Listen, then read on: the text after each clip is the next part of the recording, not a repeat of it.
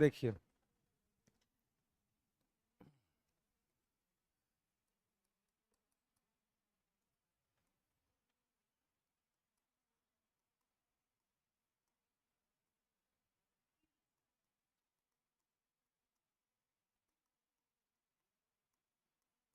चलिए, तो आर्टिकल 22 हम लोग देख रहे थे, गिरफ्तारी के विरुद्ध संरक्षण, है ना। हाँ जी।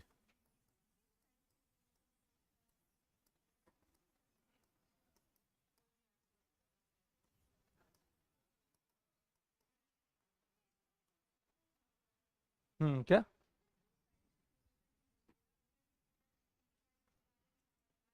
जी, ये बनाने वाले के दिमाग पे ही कैसे बना देगा, है ना। हाँ, तो वही 22 का एक आपको कल बताया था ना, वारंट, बिना वारंट दिखाए गिरफ्तारी नहीं होगा, है ना। 24 घंटे के अंदर। तीसरा 22 का 3 है जो कहता है कि वकील रखने की आपको स्वतंत्रता है, कि आप वकील रख सकते हैं, है ना। देखिए, क्वेश्चन पूछने को सीधे आपसे भी पूछ सकता है कि दंडात्मक निरोध का चर्चा संविधान के किस अनुच्छेद में है। अभी सीधे आपसे गिरफ्तारी नहीं पूछेगा, पुनेटिव डिटेंशन पूछ लेगा कि पुनेटिव डिटेंशन कहाँ पे है, तो आर्टिकल 22 में है ना। ये भी पूछ सकता है कि मूल अधिकार के अंतर्गत स्वतंत्रता के अधिकारों का चर्चा कहाँ से कहाँ तक में है ना। तो 19 से 22 तक में है। ठीक है, इसमें स्वतंत्रता का बात किया गया है, अलग अलग स्वतंत्रता, अलग अलग चीजें यहाँ पे रखी गई हैं। तो इसलिए पूछने को क्वेश्चन बनाने वाले के ब्रेन पर डिपेंड करता है, क्यों क्या पूछेगा। फंडामेंटल राइट जो है आपका, ये इतना इंपॉर्टेंट चैप्टर है कि इससे हर एग्जाम में एक आध सवाल रहता है ना। हर एग्जाम में आपको एक आध सवाल रहेगा, छोटा से छोटा एग्जाम और बड़ा से बड़ा एग्जाम, हर तरफ से क्वेश्चन जो है सो रहता है। हाँ बोलिए, क्या बोल रहे थे। हाँ, हाँ, तो 22 को कल हमने बताया था। ठीक है, कल आप नहीं थे, है ना। है 22, 22 पढ़ लीजिए, उसके बाद ना 23 आएगा उसके बाद ना। ठीक है, तो 22 में इसका एक हिस्सा देखे थे, एक हिस्सा बचा हुआ था, है ना। हमने हमने बताया था कि गिरफ्तारी दो तरह से होता है ना। किसी की गिरफ्तारी होगी तो गिरफ्तारी दो तरह का हो सकता है। ठीक है, तो एक गिरफ्तारी को कहते हैं निवारात्मक निरोध, ठीक है, प्रिवेंटिव डिटेंशन, या पहले लिखिए दंडात्मक निरोध, जिसको आप कल देख लिए थे, पुनिटिव डिटेंशन, दंडात्मक निरोध। तो गिरफ्तारी इसमें भी होगी, गिरफ्तारी इसमें भी होगी, निवारात्मक निरोध, निवारात्मक निरोध। ठीक है, तो दंडात्मक निरोध में हमने आपको कहा था कि अपराध के बाद गिरफ्तारी होती है। जब आपने कोई क्राइम कर दिया, उसके बाद पुलिस आके आपको उठा के ले जाएगी, तो है दंडात्मक निरोध। तो हमने कहा था आपको कि अपराध कर दीजिएगा, अपराध के बाद जो गिरफ्तारी होगी, आपने किसी को फोन किया और धमकी धमकी दे दी, कल हम तोरा देख ले वो, है ना, तो मिल हमारा कहीं, ऐसे आपने बोल दिया किसी को फोन करके। अब वो आदमी पुलिस में चल गया, कह दिया कि सर देखिए ऐसे ऐसे हमारे लिए कंप्लेन आ गया, तो मतलब कि आपने एक धमकी वाला अपराध कर दिया। ऐसे में पुलिस आपको उठा सकती है, पूछ सकती है कि भाई क्या समस्या है, क्यों देख लोगे, है ना। दूसरी स्थिति है कि किसी तरह का कोई क्राइम अगर आप कर दिए, तो क्राइम करने के बाद जो गिरफ्तारी होती है वो होता है दंडात्मक निरोध। आयोग होता है क्राइम से पहले ही, अपराध से पहले। अभी आप अपराध किए नहीं है, लेकिन संभावना है कि आप अपराध कर दीजिएगा, मतलब कि आप आपराधिक प्रवृत्ति के आदमी है ना। अपराध किए नहीं है, लेकिन संभव है कि आप अपराध कर दीजिएगा, कहीं ना कहीं कोई ना कोई कांड आप कर दीजिएगा। तो ऐसे में पुलिस, जैसे अभी देखिए चुनाव चल रहा है, तो चुनाव में क्या होता है ना। तो चुनाव में क्या होता है कि जितना रंगबाज सब रहेगा ना, पुलिस उसको पहले ही एगो नोटिस भेज देती है ना, कि भाई सतर्क हो जाओ। ठीक है, कुछ कुछ को आता है जिला बदर का नोटिस, कह देती है कि जिला बदर हो जाओ, भाग जाओ यहां से, है ना। चुनाव के दिन यदि जिला में दिख गए, तो इतना मार मारेगी पुलिस की उसका कोई मतलब काउंटिंग भी नहीं होगा। ठीक है, कुछ नहीं, वोट को चाहिए, घरे रहिए अपना, है ना। ठीक है, ये हो जाएगा अपने वोट करे, वोट करवा देगा, डैमेज करवा देगा सबका। ठीक है, अपराधी है तो अधिकार छीना नहीं जाएगा, तो सब जेल में से निकाल दे वोट देने के लिए। है क्या, आप अगर अपराधी हैं, आपके प्रेजेंट, आपका प्रेजेंस ही अपराध करवा सकता है। जैसे कोई भाई सब रहता है ना, तो देखता है जो छोटका छोटका सब जो गुंडा रहता है वो किस पे कूदता है, अपना भाई सब पर कूदता है, मतलब कि बड़ा आका पर कूदता है। वो पुलिस क्या करती है, आके को नोटिस भेज देती है कि आका साहब आप मत रहिएगा उस दिन जिला में, क्योंकि उसका रहने से ना उसका छोटकनवा सब है वो अपराध कर देगा। चल जाएगा, जा करके हेर फेर कर देगा, पोलिंग बूथ पर जाके हंगामा कर देगा ना, प्रिजाइडिंग अफसर को डरा देगा कि ज्यादा बोलोगे उपाय हो जाएगा, शाम के बाद दिन नहीं जाना है। सीआरपीएफ तो वही है ना, तुमको ड्यूटी में प्रोटेक्ट कर रहा है। इसके बाद तो नहीं कहीं रहोगे, सीआरपीएफ तो जाएगी, सेंटर फोर्स है तो सेंटर में जाएगी, तुम्हारा घर तो नहीं कहीं ना रहेगा। अब प्रिजाइडिंग बेचारा डर हो जाएगा तो दिक्कत हो जाएगा। तो इसलिए क्या होता है, इलेक्शन कमीशन के माध्यम से जो अधिकारी होते हैं उस सबका एक नाम का लिस्ट निकालते हैं, किस किस तरह का अपराधी। अगर नॉर्मल टाइप का अपराधी है ना तो उसको कहेगा कि तुम रहो अपना, चुपचाप जाके वोट दे के अपना घरे चल जाना। कहीं अगर विवादित जगह पर दिख गए तब पुलिस पहले उठा लेगी, और उठा करके क्या कर देगी, ले जाकर के थाना में रखेगी दिन भर, फिर शाम को छोड़ देगी। ठीक है, लेकिन अगर आप बहुत बड़े अपराधी हैं और डर है कि आपके होने से अपराध हो जाएगा, तो आपको एक नोटिस आएगा कहे कि उस दिन जिला बदर हो जाना है। कुछ उससे भी बड़ा अगर अपराधी है तो उसको स्टेट बदर का नोटिस आता है कि बिहार में चुनाव है तो बिहार छोड़ दो, दूसरा राज्य में चल जाओ, है ना, आप ये चल जाओ। तो कहने का मतलब है कि वो प्रिवेंटिव डिटेंशन से ही है। अपराध होने से पहले पुलिस किसी पर किसी भी तरह का एक्शन लेती है तो वो प्रिवेंटिव डिटेंशन है, माने कि सुरक्षात्मक उपाय है। पहले से ही सतर्कता बढ़ता जा रहा है कि कहीं इसको फ्री हैंडेड छोड़ दिए तो ये आतंक मचा देगा, दिक्कत कर देगा। ठीक है, तो इस संदर्भ में यहां ये होता है। दंडात्मक निरोध में अपराध के बाद की गिरफ्तारी होती है, जिसमें हमने आपको कहा था कि देखिए 22(1) पढ़ेंगे तो इसमें यही है जो कल हमने बताया था आपको कि बिना वारंट के पुलिस गिरफ्तारी नहीं करेगी। दंडात्मक अपराध आपने कर दिया, अपराध के बाद पुलिस गिरफ्तार करने जाएगी तो पुलिस वारंट दिखाएगी। लेकिन मैंने कल आपको बताया था कि अपराध भी दो तरह का होता है ना। एक होता है कॉग्निजिबल ऑफेंस, एक होता है नॉन कॉग्निजिबल ऑफेंस, है ना, मतलब कि एक बहुत हिंसक क्राइम है, तो बहुत खराब तरह का अपराध अगर आपने किया है तो ऐसे में पुलिस जो है वो इंतजार नहीं करेगी कि कोर्ट से वारंट आएगा, पहले ही जाकर गिरफ्तार कर लेगी। तो अगर अपराध बहुत गंभीर है तो बिना वारंट के भी गिरफ्तारी हो सकता है। अपराध उतना ज्यादा गंभीर नहीं है तो पुलिस 1-2 दिन इंतजार करेगी, पहले कोर्ट से वारंट ले ले, और कोर्ट के बाद वारंट से जाके पुलिस गिरफ्तार करेगी। तो वारंट के बिना पुलिस गिरफ्तार नहीं कर सकती है ना। लेकिन अगर अपराध बहुत हिंसक है तब आप पुलिस को कानून समझाइएगा तो और मारेगी ऊपर से, है ना। नॉर्मल टाइप का है तो इंतजार कर लेगी पुलिस खुद ही। अब बहुत बड़ा अगर नरसंहार कहीं पे हुआ है, बहुत बड़ा ये हुआ, तो ऐसे में पुलिस वारंट का इंतजार नहीं करेगी। तो अपराध के प्रकृति पर भी डिपेंड करता है। तो सामान्य तौर पे बिना वारंट की गिरफ्तारी नहीं होगी, इसीलिए पुलिस जब अरेस्ट करने आती है तो लोग पूछते हैं कि आपके पास वारंट है कि नहीं। घर और जांच करने कभी कभी पुलिस आ जाती है, तो घर जांच पुलिस तब तक नहीं कर सकती जब उसके पास हाउस सर्च वारंट ना हो। कोर्ट उसको वारंट देता है कि आप हाउस सर्च करिए, तभी आगे कर सकता है। कुर्की जब्ती एक होता है ना, लोग का चौखट के बारे उखड़ा जाता है, तो कुर्की जब्ती का भी आदेश कोर्ट देती है, पुलिस अपनी मर्जी से नहीं कर सकता है। कोर्ट पहले नोटिस देती है अपराधी को और कहती है कि कोर्ट में पेश हो जाओ। अगर कोर्ट में पेश हो गया तो ठीक है, और कोर्ट में पेश नहीं हुआ तभी कोर्ट से आदेश लेता है कि उसका कुर्की जब्ती कर दिया जाए, है ना। तो कुर्की जब्ती के डर से बहुत सारा अपराधी सब सरेंडर कर देता है, अब बहुत सब नहीं करता है तो उसका कुर्की जब्ती हो जाता है। तो सब कोर्ट के आदेश से ही होता है, पुलिस अपनी मर्जी से नहीं कर सकती है। ठीक है, दूसरा है कि 2 के अंतर्गत आप देखिएगा कि एक तो वारंट के बिना गिरफ्तारी नहीं होगी, और दूसरा है कि पुलिस गिरफ्तार कर लिए तो 24 घंटा के अंदर आपको नजदीक के मजिस्ट्रेट के यहां पेश कर देगी, है ना। जो नजदीक का मजिस्ट्रेट होगा उसके यहां आपकी पेशी हो जाएगी, तो वहां आपको पेश कर दिया जाएगा। ठीक है, 24 घंटा के अंदर अगर किसी को पुलिस ने गिरफ्तार कर लिया और 24 घंटा के अंदर उसकी पेशी नहीं हुई, पुलिस ने उसको पेश नहीं किया, तो फिर आप समझिए कि वहां पर क्या हो जाएगा, दिक्कत हो जाएगा। समझ रहे? तो इस चीज को जैसे यहां पर आपको ध्यान रखना है। ठीक है, तो एक तो वारंट के बिना गिरफ्तारी नहीं होगी, और दूसरा है कि 24 घंटा के अंदर में अगर आपने गिरफ्तार कर लिया है तो आपको क्या कर देना है, आपको मजिस्ट्रेट के यहाँ पेश कर देना है। अब मजिस्ट्रेट डिसाइड करेंगे कि उसको जुडिशियल कस्टडी होगा कि नहीं होगा। जुडिशियल कस्टडी होगा तो वहीं से वो आदमी जेल चल जाएगा। जुडिशियल कस्टडी का मतलब ही हुआ कि अपराधी को जेल हो गया। कोई भी अपराधी पकड़ाता है तो भगवान से ही प्रे करता है कि हमारी जुडिशियल कस्टडी हो जाए, जेल में चल जाए। जेल में चलता तो निश्चिंत रहता है, मारपीट नहीं होता है जेल में। जेल में पिटाई उटाई नहीं होती है, जेल में टाइम पर खाना वाना मिलेगा, अपना खेल कूद करेगा, सब चीज होता है जेल के अंदर में। बस वही है कि उसी चार दीवारी के अंदर कैद कर दिया जाता है, उसके बाहर की दुनिया से आपको कोई मतलब नहीं है। ठीक है, तो यहां पर इस तरह की स्थिति है।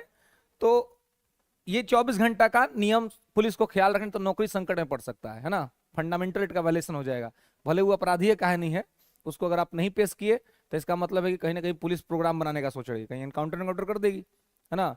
पुलिस को यह भी रहता है कि डायरी मेंटेन कीजिए, है ना। जब भी आप गिरफ्तार के डायरी मेंटेन कीजिए, थाना का सीसीटीवी कैमरा ऑन रहना चाहिए, है ना। ये नहीं कि आप लेके आए तो सीसीटीवी आपका ऑफ है तो पता नहीं चलेगा कितना बजे लेके आए। तो पहले ये सब चीज होता था दिक्कत कि गिरफ्तार किया कब ही, डायरी में टाइम चढ़ाया कब ही, है ना। लेकिन अब तो है कि सीसीटीवी का सुविधा है, तो जैसे ही आप थाना में ले आइएगा वैसे ही रिकॉर्ड हो जाएगा। आप भले डायरी मेंटेन कीजिए चाहे मत कीजिए, कैमरा मेंटेन कर लेगा। और कोर्ट का सख्त आदेश है कि थाना का कैमरा खराब नहीं होना चाहिए। ये बहानाबाजी नहीं चलेगा कि हमारा कैमरा खराब था जब लेके आए थे तब, है ना। तो 24 घंटा आपको लिया जाएगा, लेकिन इस 24 घंटा में आने जाने का टाइम कैलकुलेट नहीं होगा, है ना। आने जाने में हो सकता मान लीजिए ट्रैफिक मिल गया तो वो सब टाइम नहीं लगेगा, और साथ ही छुट्टी का दिन नहीं होगा। अब जैसे छुट्टी, जैसे मान लीजिए संडे आ गया तो संडे को तो कोर्ट नहीं चलेगा, तो पुलिस तो तेज रहती है। पुलिस देखती है कि कोनो बहुत पावरफुल आदमी है, ये तुरंत कोर्ट से बेल ले लेगा, हम गिरफ्तार के बेल ले, तो उसको गिरफ्तार करेगी भैया शनिचर को शाम को, शनिचर शाम को उठा लेगी। एतवार बंदे है, अब कोर्ट कहेगा कि हमको कोर्ट में पेश, कहाँ से पेश करे, तो बंद है, जज साहब भैया नहीं है, अब परसों आएंगे तब ना। तो छुट्टी का दिन का भी अब टाइम नहीं था, तो तबीयत से एक दिन रखेगी। और थाना में कुछ नहीं मिलता है, जेल में तो आपको खाना मिलता है जो सरकार देती है, लेकिन थाना में आपको खाना वाना नहीं, कुछ नहीं, है ना। थाना में तो दरोगा जी का खाना अपने घर से आता है बन के, तो ना वहाँ कैंटीन खुलल है, तो वहां पर कुछ नहीं, आपका घर परिवार का आदमी होगा तो आपको पहुंचाएगा खाना, है ना। वहीं पर है, मतलब वो आपका अपना कोई आदमी होगा तो पहुंचा देगा। मतलब पुलिस का जिम्मेवारी नहीं कि वो आपको खाना खिलाए बिठा करके, तो नहीं है खिलाता ऐसा है। नहीं तो जहर अगर थाना में किसी का डेथ होगा तो पुलिस को जवाब देना पड़ेगा ना। इतना आसान थोड़ी है कि कोई किसी को जहर देके मार देगा, है ना, वो भी पुलिस थाना में। ठीक है, हाँ हाँ हाँ चेक, हाँ बिल्कुल, हाँ बाहर से अगर कोई लेके जाएगा तो पुलिस की जिम्मेवारी है ना। पुलिस अपने परेशान आपको करेगी, लेकिन दूसरा कोई से परेशान नहीं होने देगी। उसको खूब परेशान करना होगा तो मारेगी भी नहीं आपको, मतलब जान से नहीं मारने देगी ना, क्योंकि मारे तो फिर उसका नौकरी पर सवाल आ जाएगा, है ना। तो हाँ वो वैसे ही फिर अगर मारना ही होगा तो अपना प्लान वन बनाएगी, कुछ प्लान करके मारेगी, ताकि उस पर कोई ये नहीं हो गाड़ी उड़ी पलटेगा। हाँ जैसे कैसे यूपी में पलट जाता है गाड़ी, तो गाड़ी ही पलट जाएगा बीच रास्ता में। अब बीच रास्ता में गाड़ी पलट गया, अब कहेंगे हम क्या करें, हम तो जज साहब के पास ले आ रहे थे, वहां तो जज साहब के पास जाने के मौके नहीं, जज साहब के पास लेके आ रहे थे, बीच में गाड़ी पलट गया, क्या करिएगा। हॉस्पिटल लेके जा रहे थे, दूसरा कोई आके मार दिया, क्या करिएगा, है ना। जेल में है कोई, उसका हार्ट फेल कर गया, क्या करिएगा, है ना। अब देखिए पुलिस जो नियम बनाती है ना, पुलिस बहुत खतरनाक चीज है, ये सब पुलिस से ज्यादा नहीं उलझना चाहिए। रीजन ये है कि आप अगर बहुत ना बड़ा गुंडा है तो आप बहुत कानून तोड़ रहे हैं, लेकिन जिस दिन पुलिस के हाथ में पावर आ जाएगा ना, कोई सरकार ऐसी आ जाएगी जो पुलिस को पावर दे देगी कि तुम करो अपनी मनमर्जी का, आप तो फिर पुलिस से बड़ा गुंडा कोई नहीं है, क्योंकि उसको सारा कानून मालूम है। तो जिसको सारा कानून मालूम है उसको पता है कि कानून तोड़ा कैसे जाता है, वो सेफली तोड़ के निकल जाएगा। आप तो खाली तोड़िएगा ना, वो जानता है कि कैसे तोड़ना है कैसे बचना है, तो तोड़ भी देगा और बच भी जाएगा। हाँ बशर्ते कि सरकार उसके सपोर्ट में हो। उत्तर प्रदेश पुलिस इतनी आक्रामक क्यों दिख रही है, क्योंकि सब सरकार सपोर्ट में है ना। तो जब सरकार सपोर्ट में खड़ा हो जाती है तो पुलिस एकदम टाइगर हो जाती है। लेकिन भाई अगर सरकारें पुलिस का उपाय कर दे तो फिर पुलिस जो है सो कुछ नहीं कर पाती है। पुलिस को सरकार से सपोर्ट मिलना चाहिए, लेकिन हाँ अब यह है कि पुलिस को यह अधिकार नहीं है कि वो किसी का जान ले ले, वो किसी को मार दे, क्योंकि भारत में रूल ऑफ लॉ है, कानून का शासन। आर्टिकल 21 कल पढ़ाए थे, प्राण एवं दैहिक स्वतंत्रता। पुलिस को भी अधिकार नहीं को किसी को मार दे, है ना। पुलिस हैव नो राइट्स, लेकिन मारती है, तो फिर पुलिस कहती है कि हमने एनकाउंटर किया, हमने सेल्फ डिफेंस में मारा। ठीक है, तो जांच होता है, अगर प्रूव हुआ कि हाँ सेल्फ डिफेंस है तो ठीक है, नहीं प्रूव हुआ तो कल आपको बताए थे तेलंगाना वाला मैटर, जब प्रूव नहीं हुआ तो उसमें क्या कह दिया गया कि भाई मर्डर है। मर्डर है तो फिर पुलिस कर्मियों को सस्पेंड कीजिए, उनको जेल कीजिए, ये भी हो सकता है ना। तो अगर प्रूव हो गया कि मैटर फेक है तब तो दिक्कत हो जाएगा, नौकरी जा सकती है ना। तो इसलिए ही ये नियम है कि 24 घंटा में आप उसको पेश कर दीजिए, और उसको तुरंत जेल हो जाएगा तो जेल चलेगा तो आराम से उसको खाना पीना मिल जाएगा, कम से कम थानवा में खाना पीना का टेंशन रहता है ना। तो इसलिए शराबबंदी वाला सबको देखिएगा, जो शराबों में सब पकड़ाता है, अब पुलिस पकड़ने छोड़ दी है। शराबबंदी वाला सबको पुलिस जल्दी पकड़ में नहीं करती है, छोड़ देती है। कैसे? वो सोचता है कि भाई क्या पकड़े इसको, है ना। कैसे पकड़ने पे और दिक्कत है, क्योंकि अगर वो को पकड़ लिया ना पुलिस तो ये वाला नियम आ जाएगा।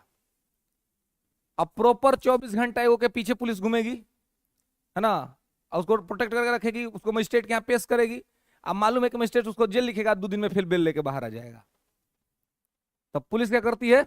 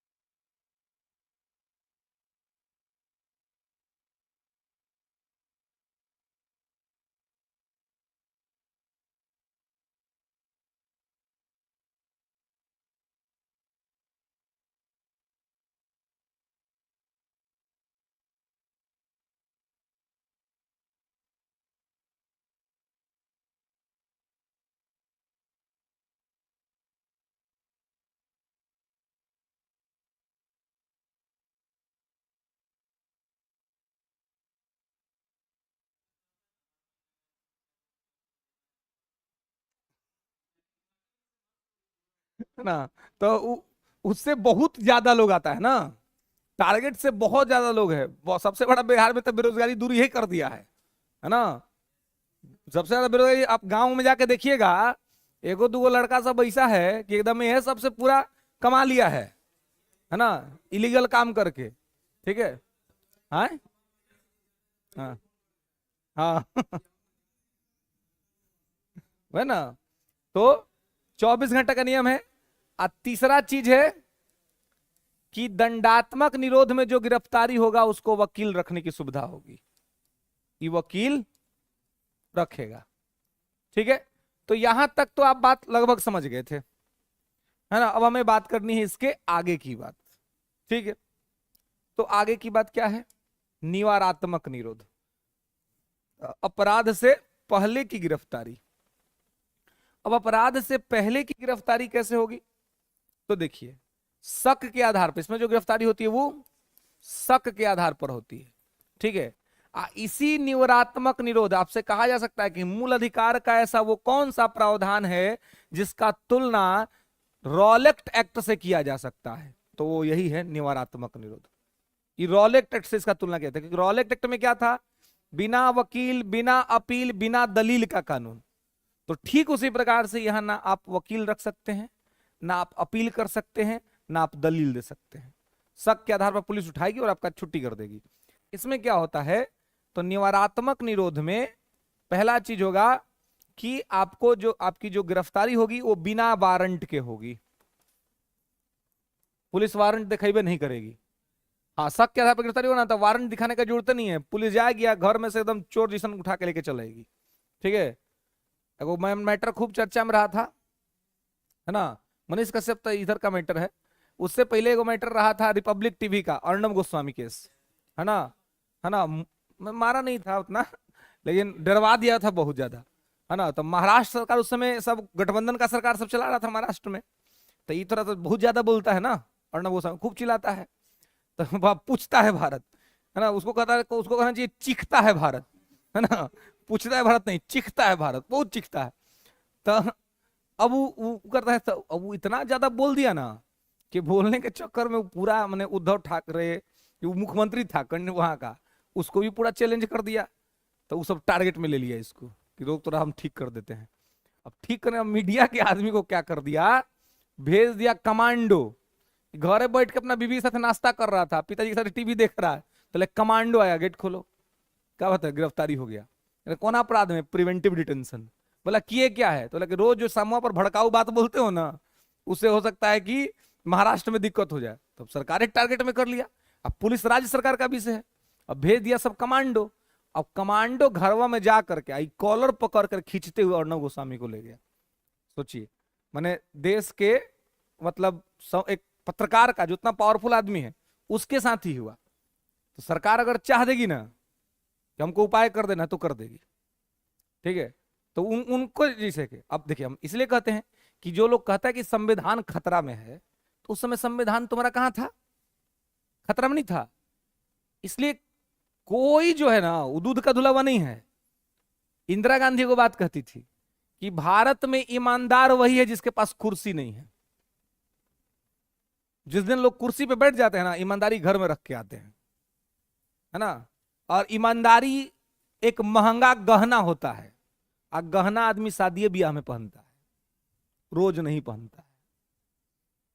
तो वही ऑनेस्टी जो है ना, वो एक ज्वेलरी है, महंगा ज्वेलरी, वो सोना नहीं, वो डायमंड है। तो आदमी कहियो कहियो पहनता है, संजोग से लो आज पहन लेते हैं, आज दिखा देते हैं ईमानदारी, है ना। तो वो सारी चीजें होती हैं। तो अब उसको गिरफ्तार कर लिया जाएगा, घर में उसको उठा लिया। अब उठा लिया, उठा के जेल में बंद कर दिया, है ना। तो शक के आधार पर गिरफ्तारी होती है। ऐसा ही है गिरफ्तारी हुआ मनीष कश्यप का भी, है ना। उनका भी वही था कि भाई उन्होंने जो वीडियोस बनाए थे उस पर ये सब आरोप लगा कि वीडियो बनाए है, उस वीडियो की वजह से तमाम तरह की दिक्कत हुई। तो ये बिहार में जो हमारी अभी की नहीं, इससे पहले की जो गठबंधन की सरकार थी, उन पर यह आरोप लगा कि जानबूझ के गिरफ्तार किया गया। और फिर उन पर एनएसए लगा दिया गया, नेशनल सिक्योरिटी एक्ट। एनएसए इसी के तहत लगता है, यह भी आप समझ सकता है कि एनएसए मूल अधिकार के किस प्रावधान के अंतर्गत लगता है। तो मूल अधिकार में आर्टिकल 22 के दूसरा हिस्सा निवारात्मक निरोध के अंतर्गत में लगता है, प्रिवेंटिव डिटेंशन में लगता है एनएसए, नेशनल सिक्योरिटी एक्ट, ठीक है। राष्ट्र का कहते हैं राष्ट्रीय सुरक्षा अधिनियम। इसमें शक के आधार पर गिरफ्तारी होता है आपका, ठीक है। तो एक तो होगा कि बिना वारंट के पुलिस गिरफ्तार कर लेगी, आपको कोई सूचना नहीं है, आप पुलिस उठा के आपको ले गई, ठीक है। इसके बाद दूसरा क्या होगा, एक बार जब पुलिस आपको इसमें उठा लेगी ना, तो कम से कम 3 महीना का छुट्टी हो गया, कम से कम 3 महीना रखेगी आपको, है ना। एक बार उठा लिया तो 3 महीना जेल में ही रहेंगे, जेल में, पुलिस अपने पास नहीं रखेगी, रहेंगे जेल में ही, लेकिन रहेंगे प्रिवेंटिव डिटेंशन के तहत, ठीक है। पुलिस अपने पास 3 महीना रख देगी तो बाप हालत खराब कर देगी धर के, है ना। तो पुलिस के पास सुविधा नहीं ना भोजन पानी का, पुलिस कहां से भोजन पानी कराएगी? पुलिस तो अपने घर जाके खाना खाती है ना। तो पुलिस का इसलिए इनको जेल ही जगह है, जेल में ही आपको जाना है। तो 3 महीना पहले गिरफ्तारी इसमें हो गया ना, तो कम से कम 3 महीना तो श्योर है कि आप रहिएगा भीतर। उसके बाद आपको ये देखिए ध्यान रखना है, ये जो ना ये 22 का 4 है, ये 22 का 5 है, और फिर 22 का 6, 22 का 6 क्या कहता है? 22 का 6 कहता है कि इस बीच वकील रखने का भी सुविधा नहीं, वकीलों नहीं रख पाइएगा। हाँ, तो अब उसके बाद जो है आपको ये 5 है, 4 आपका है वारंट, 3 इधर है, 22 1 2 3, ठीक है। ये 4 ये 5 और फिर 6, ठीक है। तो अब वारंट के बिना गिरफ्तारी नहीं, सॉरी यहां पर कि बिना वारंट के गिरफ्तारी हो जाएगा। और यहां पर एक बार उठ गए अगर इसके तहत तो 3 महीना तो आप श्योर है कि रहिएगा, ठीक है। और उसके बाद है कि वकील जो है ये भी रखने का आपको जो है सो सुविधा नहीं दिया जाएगा, 3 महीने तक तो आप वकील भी नहीं रखिएगा। अब देखिए इसीलिए इसको कहते हैं बिना वकील, बिना अपील, बिना दलील का कानून, है ना। तो ये तो इनिशियली 3 महीना हुआ। इसके बाद जो है आपको यदि लंबा समय तक धर करके रखना होगा, बंद करके रखना होगा जेल के अंदर में, तो फिर क्या किया जाएगा, तो इसके बाद एक सलाहकारी बोर्ड बनता है, 3 महीने के बाद उस सलाहकारी बोर्ड आप पर लगे हुए आरोप का जांच करता है। और सलाहकारी बोर्ड अगर एक्सटेंशन दे दिया कि इसको और रखो तो 6 महीना और रह जाइएगा भीतर। लेकिन यही है कि 3 महीना के बाद आपको वकील रखने का अधिकार मिल जाएगा। 3 महीने बाद आपका वकील कोर्ट जाएगा, जज साहब को कहेगा कि थोड़ा देखिए इसके मैटर को, जज साहब देखेंगे और उनको लगेगा कि हाँ इनको बेल दिया जा सकता है तो जज साहब बेल भी दे सकते हैं, और नहीं तो वही सलाहकारी बोर्ड के आधार पर गिरफ्तारी एक्सटेंशन होता रहेगा। क्लियर है? कोई दिक्कत क्या? 3 महीने के बाद ही।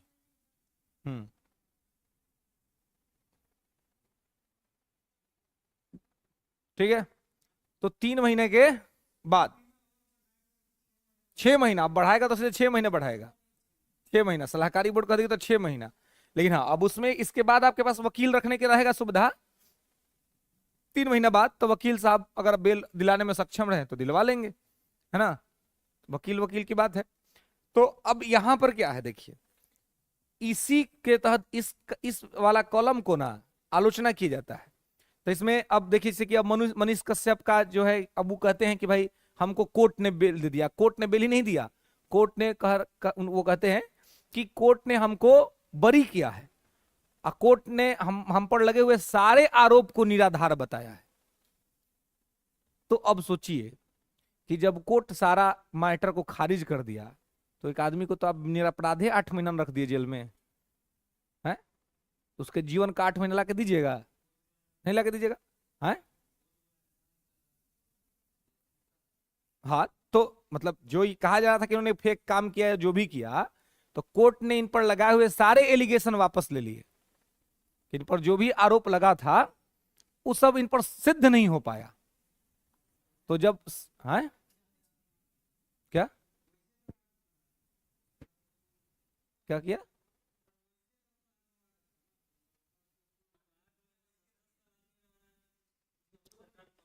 हाँ, तो वही वही कहा जा रहा है कि ये सब कानून जो है, ये सब जो स्थिति है वो ठीक जो है सो नहीं है ना।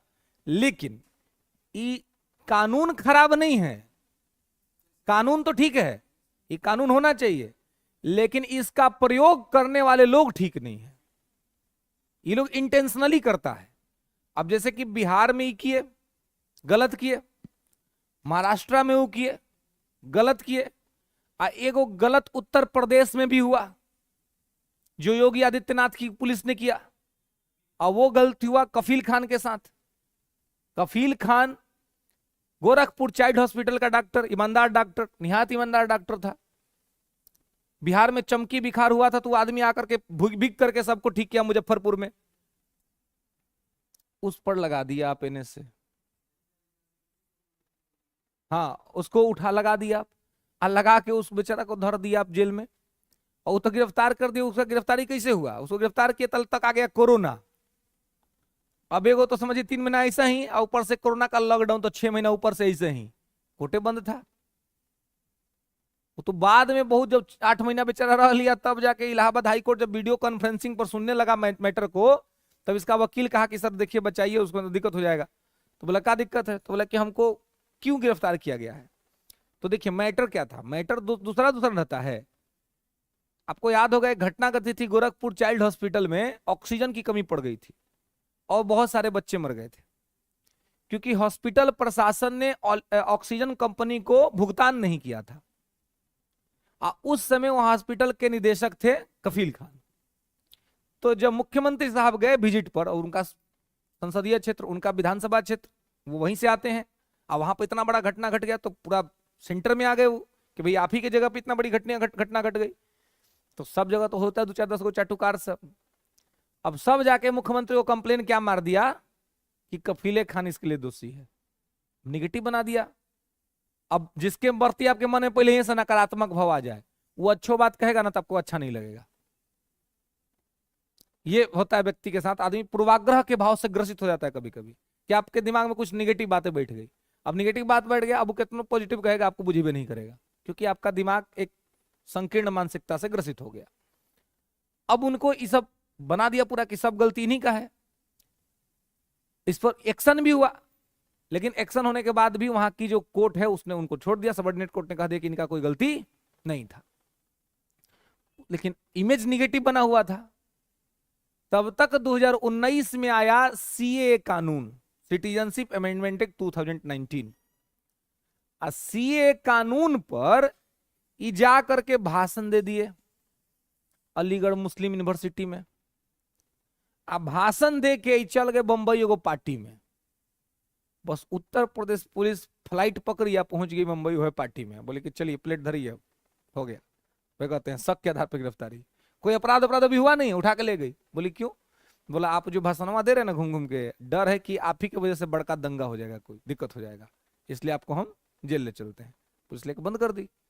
तो वही इलाहाबाद हाईकोर्ट के जज साहब ने कहा कि हमको वीडियो दिखाइए थोड़ा, जो भी भाषण दिए है वो। तो उन्होंने वीडियो देखा, तो उन्होंने कहा कि वीडियो में ऐसी कोई बात नहीं है जिससे कहा जाए कि इनके वीडियो से कोई मैटर हो जाएगा, चाहे कोई झगड़ा हो जाएगा, चाहे कोई झंझट हो जाएगा, ऐसा कोई बात नहीं है, इसलिए इनको इमीडिएट रिहा किया जाए। और उस बात के बाद उनको रिहा कर दिया गया। तो वहां भी गलत हुआ, मिसयूज किया गया वहां पर इस कानून का। तो ये बहुत जगह पे मिसयूज हुआ है।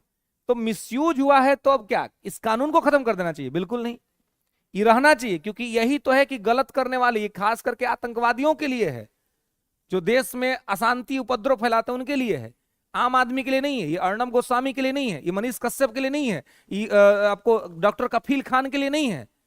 ये वैसे लोगों के लिए है जो देश में जिनके वजह से दंगा भड़क सकता है, देश में जिनके वजह से दिक्कतें हो सकती है, समस्याएं हो सकती है, उनके लिए है, आम आदमी के लिए नहीं है। लेकिन बहुत बार देश की सरकारें अपने हित के लिए, या आप कहें कि अपने बदले की भावना से ये होकर के इस तरह का एक्शन ले लेती हैं आम आदमी पर भी। नहीं लेना चाहिए।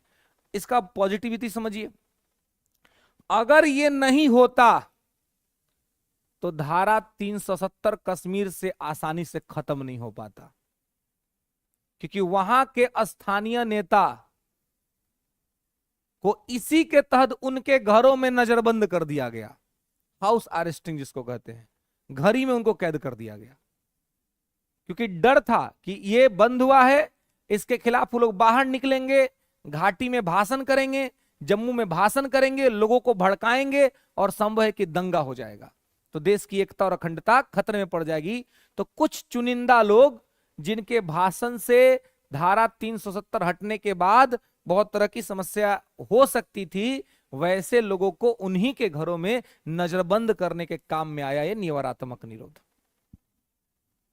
उनके घर में ही उनको कैद कर दिया गया और लगभग 8-10 महीने तक वो लोग कैद रहा।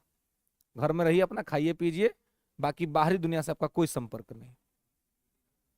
और इससे क्या हुआ कि कोई विवाद ही नहीं हुआ, कहीं कोई दंगा फसाद नहीं हुआ, और ठीक तरीके से सक्सेसफुली 370 जो है सो एग्जीक्यूट हो गया। तो इस तरह से देश में शांति व्यवस्था के स्थापना के उद्देश्य से अगर आप इसका प्रयोग करते हैं तो ये बहुत अच्छा चीज है।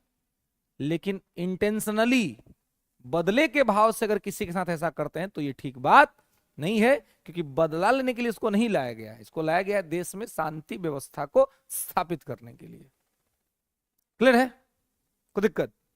तो यहां पे इसको ध्यान रखिएगा।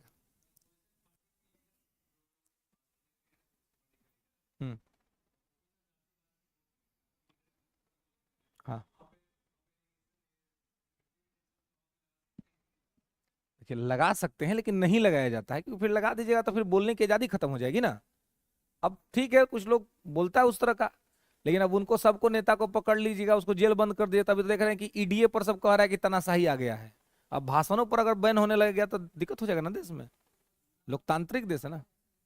हाँ, चुनाव आयोग एगो एक्शन लेती है, एगो लेटर भेज देती है, आपने गलत बोला है, वो एगो लेटर भेज देता है, सॉरी गलती हो गया था, हो गया बात खत्म, ये होता है ना। और कोई बहुत बड़ा एक्शन नहीं होता चुनाव आयोग का।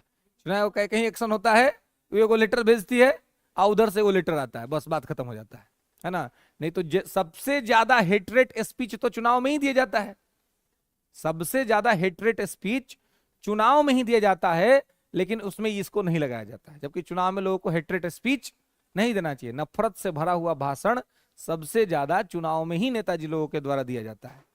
लेकिन अगर उनको इसके तहत गिरफ्तार करना शुरू कर दिया गया, ये काम की थी इंदिरा गांधी एक टाइम पर, उसी का ना देन था मीसा। मीसा वही था, लालू जी की बड़ी सुपुत्री। जब मीसा लगा था ना, तो कहा जाता है कि उसी समय इनकी बड़ी सुपुत्री का जन्म हुआ था। तो इन्होंने कहा कि मैं इसका नाम मीसा रखता हूं। क्यों? क्योंकि मैं ये कभी भूलना नहीं चाहूंगा कि देश में लोकतंत्र को खत्म करने के लिए क्या किया गया था। ठीक है, तो ये मीसा लगाया कौन था? इंदिरा गांधी। कौन सी पार्टी? कांग्रेस पार्टी। लालू जी कहाँ हैं? इसलिए कहा जाता है कि राजनीति में किसी का कोई विचारधारा नहीं होता है, किसी का कुछ नहीं होता है, ना इनका कुछ होता है ना उन लोगों का कुछ होता है, किसी का कोई विचारधारा नहीं है। राजनीति का एक ही विचारधारा है, सत्ता। ऐसे जगह पे जाएं, ऐसा काम करें जिससे हमको सत्ता प्राप्त हो, है ना। सही, ये लोग वाले भी, पोजीशन वाले भी, ये लोग भी अपना वॉशिंग मशीन खोल के रख ले है ना। इधर रहता है सब तो खूब चोर है, बदमाश है, ई है, ऊ है। ईडी खूब एक्शन में रहती है। आज जैसे ही आकर कोने का माला पहन लिया, ईडी शांत हो जाती है, ईडी कुछ नहीं बोलती है। भाई जब अगर वो पापी है तो उधर था तब भी पापी है, आपके यहां गया तब भी पापी है। तो आपके आने के बाद आप कौन सा गंगा मैया बने हुए हैं भाई, सब पापा धुल दे रहे हैं के बारे में। तो ये है कि मतलब सब लोग को ये न केन प्रकारेण, ये विपक्ष में है तो इनको भाई सत्ता में आना है, इनको सत्ता चाहिए, और सत्ता में वो सत्ता छोड़ना नहीं चाहते, इसलिए उनको सत्ता चाहिए। तो ये बेसिकली सत्ता का संघर्ष है, विचारों का संघर्ष नहीं है। अगर विचारों का संघर्ष होता तो हर आदमी अलग अलग रहता। विचार का ये संघर्ष है ही नहीं, इस सत्ता का संघर्ष है कि ये न केन प्रकारेण, जो सत्ता से बाहर है उस सत्ता में आने की कोशिश कर रहा है, और जो सत्ता में है उस सत्ता की सुख सुविधा को छोड़ना नहीं चाहता है। तो दोनों लोग का सत्ता का संघर्ष चल रहा है। इसलिए इधर भी देख लीजिए, इंडिया अलायंस के अंदर में जो भी लोग हैं वो सब एक दूसरे से लड़ रहे हैं ना, कहीं पे एक दूसरे से लड़ रहे हैं और कहीं पे एक दूसरे के सपोर्ट में है। उधर की स्थिति, उनका लीडर एक है, लेकिन इधर के बहुत सारे लोग जिन पर कि वो आरोप लगाते थे कि ये भ्रष्टाचारी है, ये गलत है, ये खराब है, उस सबको अपने यहां ले रहे हैं, आ लेकर के कह देते हैं कि अभी बहुत ईमानदार आदमी हो गया, उसके लिए प्रचार करते हैं। तो अगर कोई इसको समझता है कि पार्टी की लड़ाई है, ये विचारों की लड़ाई है, तो उससे बड़ा बेवकूफ कोई नहीं है। ये ना पार्टी की लड़ाई है और ना विचार का लड़ाई है, ये लड़ाई सत्ता की लड़ाई है, पावर की लड़ाई है कि जो जीत गया वो पावरफुल होगा। इसलिए जीतने के लिए जो भी कर्म हो सकते हैं, आज जो भी कुकर्म हो सकते हैं, वो सब करिए। तो दोनों ही लोग कर रहे हैं, दोनों लोग से जो बन पा रहा है वो कर रहे हैं। अन्यथा बिल्कुल ये सही बात है कि जिस तरीके से चुनाव में सत्ता पार्टी के द्वारा भी, विपक्षियों के द्वारा भी जिस प्रकार से नफरत से भरा हुआ भाषण दिया जाता है, तो निवारक निरोध तो उनके ऊपर भी लगना चाहिए कि भाई आप जाति के आधार पर मत बोलिए, आप धर्म के आधार पर मत बोलिए। ये सब बोलने का अधिकार आपको नहीं है, बोलने से समाज का माहौल खराब होता है, सद्भाव बिगड़ता है। लेकिन फिर भी लोग बोलते हैं क्योंकि उनको पता है कि पोलराइजेशन होगा, तो पोलराइजेशन होगा तो वोटिंग का फायदा हो जाएगा। तो ये सारी चीजें होती हैं, इन्हीं सब चीज को रोकने के लिए ये जो है सो रखा गया है। लेकिन ये लोग नेताजी लोग हैं, ये लोग अपना कोई सब चीज यूज नहीं करते हैं। उस समय मैडम प्राइम मिनिस्टर ने किया था मीसा, इसका नाम था maintenance of internal security act, है ना। मीसा का फुल फॉर्म है maintenance of internal security act, आंतरिक सुरक्षा प्रबंधन अधिनियम, है ना। इंटरनल सिक्योरिटी को प्रोटेक्ट करने के लिए ये एक्ट जो है सो लाया गया था। ठीक है।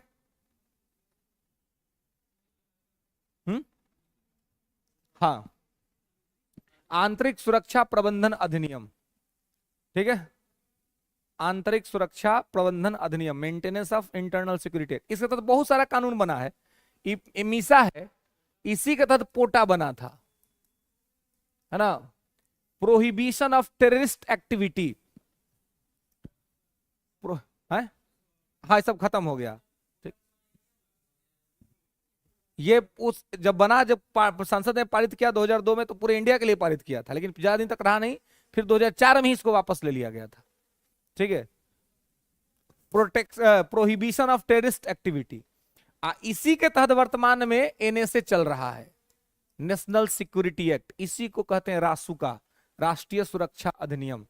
एनएसए लग गया, समझिए कि आतंकवादी वाला व्यवहार हो जाएगा। हाँ, यूपीए वो खत्म हो गया, यूपीए भी खत्म हो गया, इसी के तहत था। ठीक है। तो यूएपीए जो होता है ये आपके बिहेवियर के को लेकर के होता है कि अगर आप कोई असामाजिक बर्ताव करते हैं, है ना, तो उसके लिए आपको ये रहता है। ये खत्म किया गया आपको अभी, अब 2017 के अंदर में इस पर एक एक्ट लाया गया था कि इसको हम खत्म करेंगे। बता 2017 में एक एक्ट लाया गया कि इसके प्रभाव को कम कर दिया जाएगा, लेकिन तब तक आ गया कोरोना। तो कोरोना में व्यवहार से गलती हो रहा था, ये व्यवहार के लिए था कि व्यवहार गलत नहीं करना है। कोरोना में देखिए जिसको कोरोना हो गया था ना, वो नर्स सबसे कहता था कि हमको चिकन खिलाओ। अब बेचारी नर्स कर रही होगा, कहता चिकन खिलाओ, नहीं तो डरवाता था कि नहीं खिलाएगी तो थूक देंगे, नहीं खिलाएगी तो छींक देंगे। तो कहा कि बाप ये तो गजबे काम कर रहा है सब। तब उसको फिर एक्टिव किया गया। कोरोना में कहा गया कि भाई इस कानूनवा का आवश्यकता फिर है यूएपीए को, तो यूएपीए लगा देंगे ना, तो फिर आतंकवादी वाला व्यवहार होगा, एनएसए वाला मैटर हो जाएगा। पुलिस उठा के ले जाएगी, और उठा के ले जाएगी तब 3 महीना रख देगी पहले जेल में, तो आपको दिक्कत हो जाएगा फिर। तो यूएपीए में व्यवहार देखा जाता है कि कहीं ऐसा तो नहीं कि व्यवहार असंदिग्ध पूर्ण रह रहा है, असामाजिक व्यवहार हो रहा है, आपके व्यवहार से बहुत बड़ा खतरा उत्पन्न हो सकता है। तो कोरोना के काल में बहुत सारा आदमी सब व्यवहार ही खराब कर रहा था, है ना, मतलब बहुत सारा उसका जो लैंग्वेज था, उसकी तौर तरीका था, जानता था कि छींक देंगे तो कोरोना फैल जाएगा, तो डरवाता था कि हमारा लगे से हट तो छींक देंगे। अभी कोई बात हुआ है? अपना मन से खाना मांगता था कि भोजन हम जो मांग रहे हैं सो हमको दो, है ना, हमको चिकन खाने का मन कर रहा है। अब नर्स सब बेचारी ड्यूटी कर रही है, और उसी को डरवाता था कि हमको चिकन ला के दो, हमको मटन ला के दो, है ना। तो सबसे पहले इस पर एक्टिव हुआ यूपी गवर्नमेंट वाला, रुको उपाय करते हैं। जितना हॉस्पिटल सब में सब बंद था, ये सब कर रहा था, बोला कि अगर हम ऐसा कुछ भी देख लिए, है ना, अनलॉफुल बिहेवियर, तो हम तुरंत क्या करेंगे, हम आपको ये कर देंगे, उस पर यूएपीए लगा देंगे। यूएपीए लगाने का मतलब हुआ कि भाई एनएसए जैसा, आतंकवादियों जैसा व्यवहार आपके साथ किया जाएगा। पुलिस उठा लेगी, 3 महीना जेल में रखेगी, बिना कोई वकील के सुविधा के, उतने में मिजाज जो है सो ठीक हो जाएगा। फिर कभी जीवन में भी चिकन खाने का मन नहीं करेगा, है ना। फिर कहेंगे कि भाई हम सात्विक बन जाते हैं, है ना। तो ये सब जितना जो खतरनाक कानून सब है ना, शक के आधार पर काम कर देने वाला, वो सब इसी के तहत बनता है। तो एक देश में एक आलोचक वर्ग है जो इसका आलोचना करता है, जो कहता है कि ठीक नहीं है, लेकिन घर में रिवाल्वर रखना बुरा बात नहीं है, रखिए, सेल्फ प्रोटेक्शन का चीज है। लेकिन रिवाल्वर रख करके रोज बाहर निकालना, बात बात पर किसी को कहना कि देख रहे हो ना हमारे पास रिवाल्वर है, मार देंगे, ये गलत बात है, ये नहीं होना चाहिए। तो इस कानून को रखने में कोई दिक्कत नहीं है, बस इस कानून को आप जिम्मेवारी से रखिए कि देश का कोई भी आदमी इससे प्रताड़ित ना हो। आप इसका प्रयोग देश के रक्षा के लिए कीजिए, ना कि किसी के प्रताड़ना के लिए कीजिए, ये नहीं होना चाहिए। समझ रहे हैं? क्लियर है? तो इसको यहां पे ध्यान रखिएगा, ठीक है। चलिए, तो 22 का 1 2 3 4 5 6 कोई दिक्कत नहीं ना, तो यहां पे इसको ध्यान रखेंगे, ये सब आपका इसी संबंध में था, ठीक है। आगे आइए, अब आगे लिखिएगा शोषण के विरुद्ध अधिकार।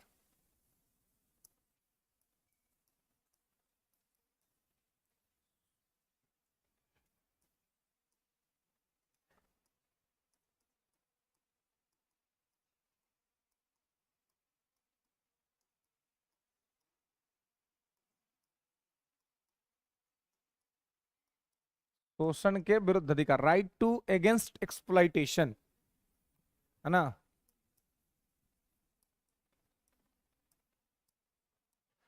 आर्टिकल 23 24 शोषण के विरुद्ध अधिकार, ठीक है।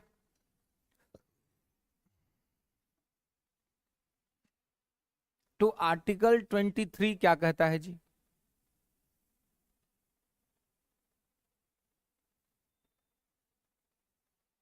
लिखेंगे, लिखेंगे कि मानव व्यापार, मानव व्यापार, हाँ 23 अनुच्छेद 23 में मानव व्यापार, बलात् श्रम, मानव व्यापार, बलात् श्रम और बेगारी पर प्रतिबंध। मानव व्यापार, बलात् श्रम और बेगारी पर प्रतिबंध। मानव व्यापार,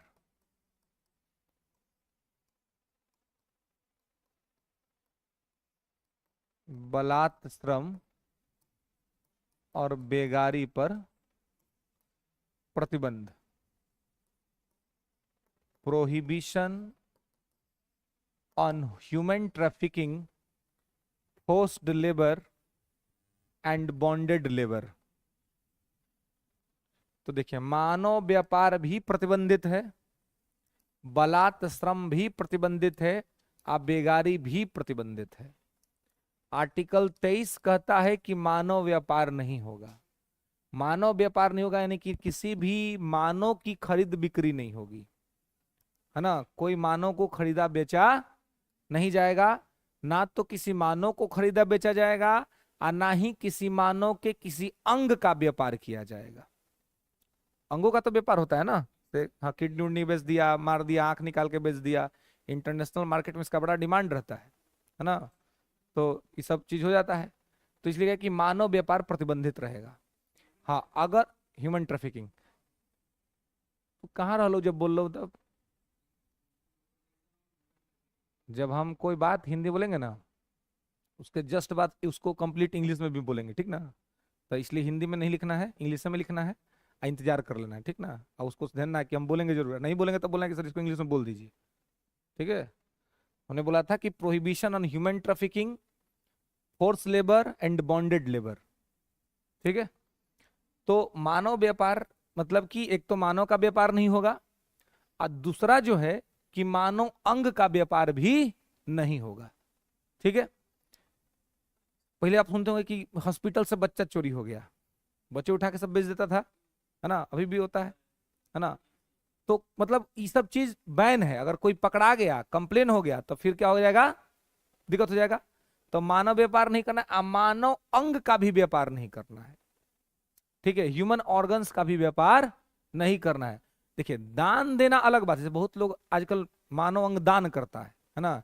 तो दान कर सकता है, तो दान करिए, वो आपकी मर्जी है, लेकिन व्यापार नहीं करना है, ठीक है। तो व्यापार नहीं होगा। बलात् श्रम, जबरदस्ती आपसे कोई काम नहीं करवाएगा। अगर आपको काम करने का इच्छा होगा तो आप काम कीजिएगा, और काम करने का इच्छा नहीं होगा तो आप काम नहीं कीजिएगा। आपको जबरदस्ती को नहीं कहेगा कि तुम काम कर बे करो, तुमको काम करना है ना। ये आपकी इच्छा पर निर्भर करता है। तो बलात् श्रम भी प्रतिबंधित है, बेगारी प्रतिबंधित है, बॉन्डेड लेबर। बेगारी जैसे क्या कि काम करा लिया, आप पैसा नहीं दिया, है ना। तो मतलब काम आप कहीं कर रहे हैं, आपको पैसे नहीं मिल रहा है।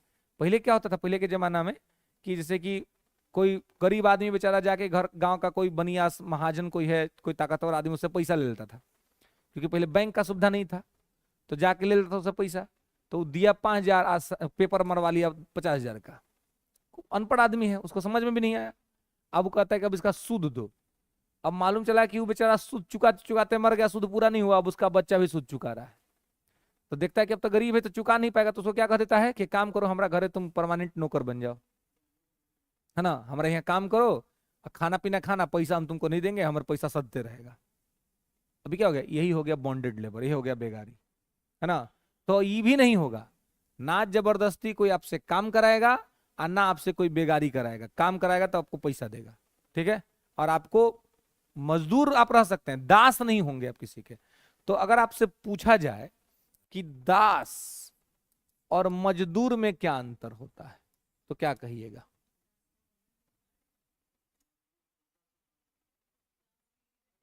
हाँ। हम्म। हम्म।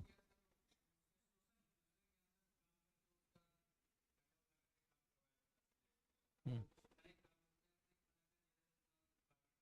हम्म। हम्म। हम्म।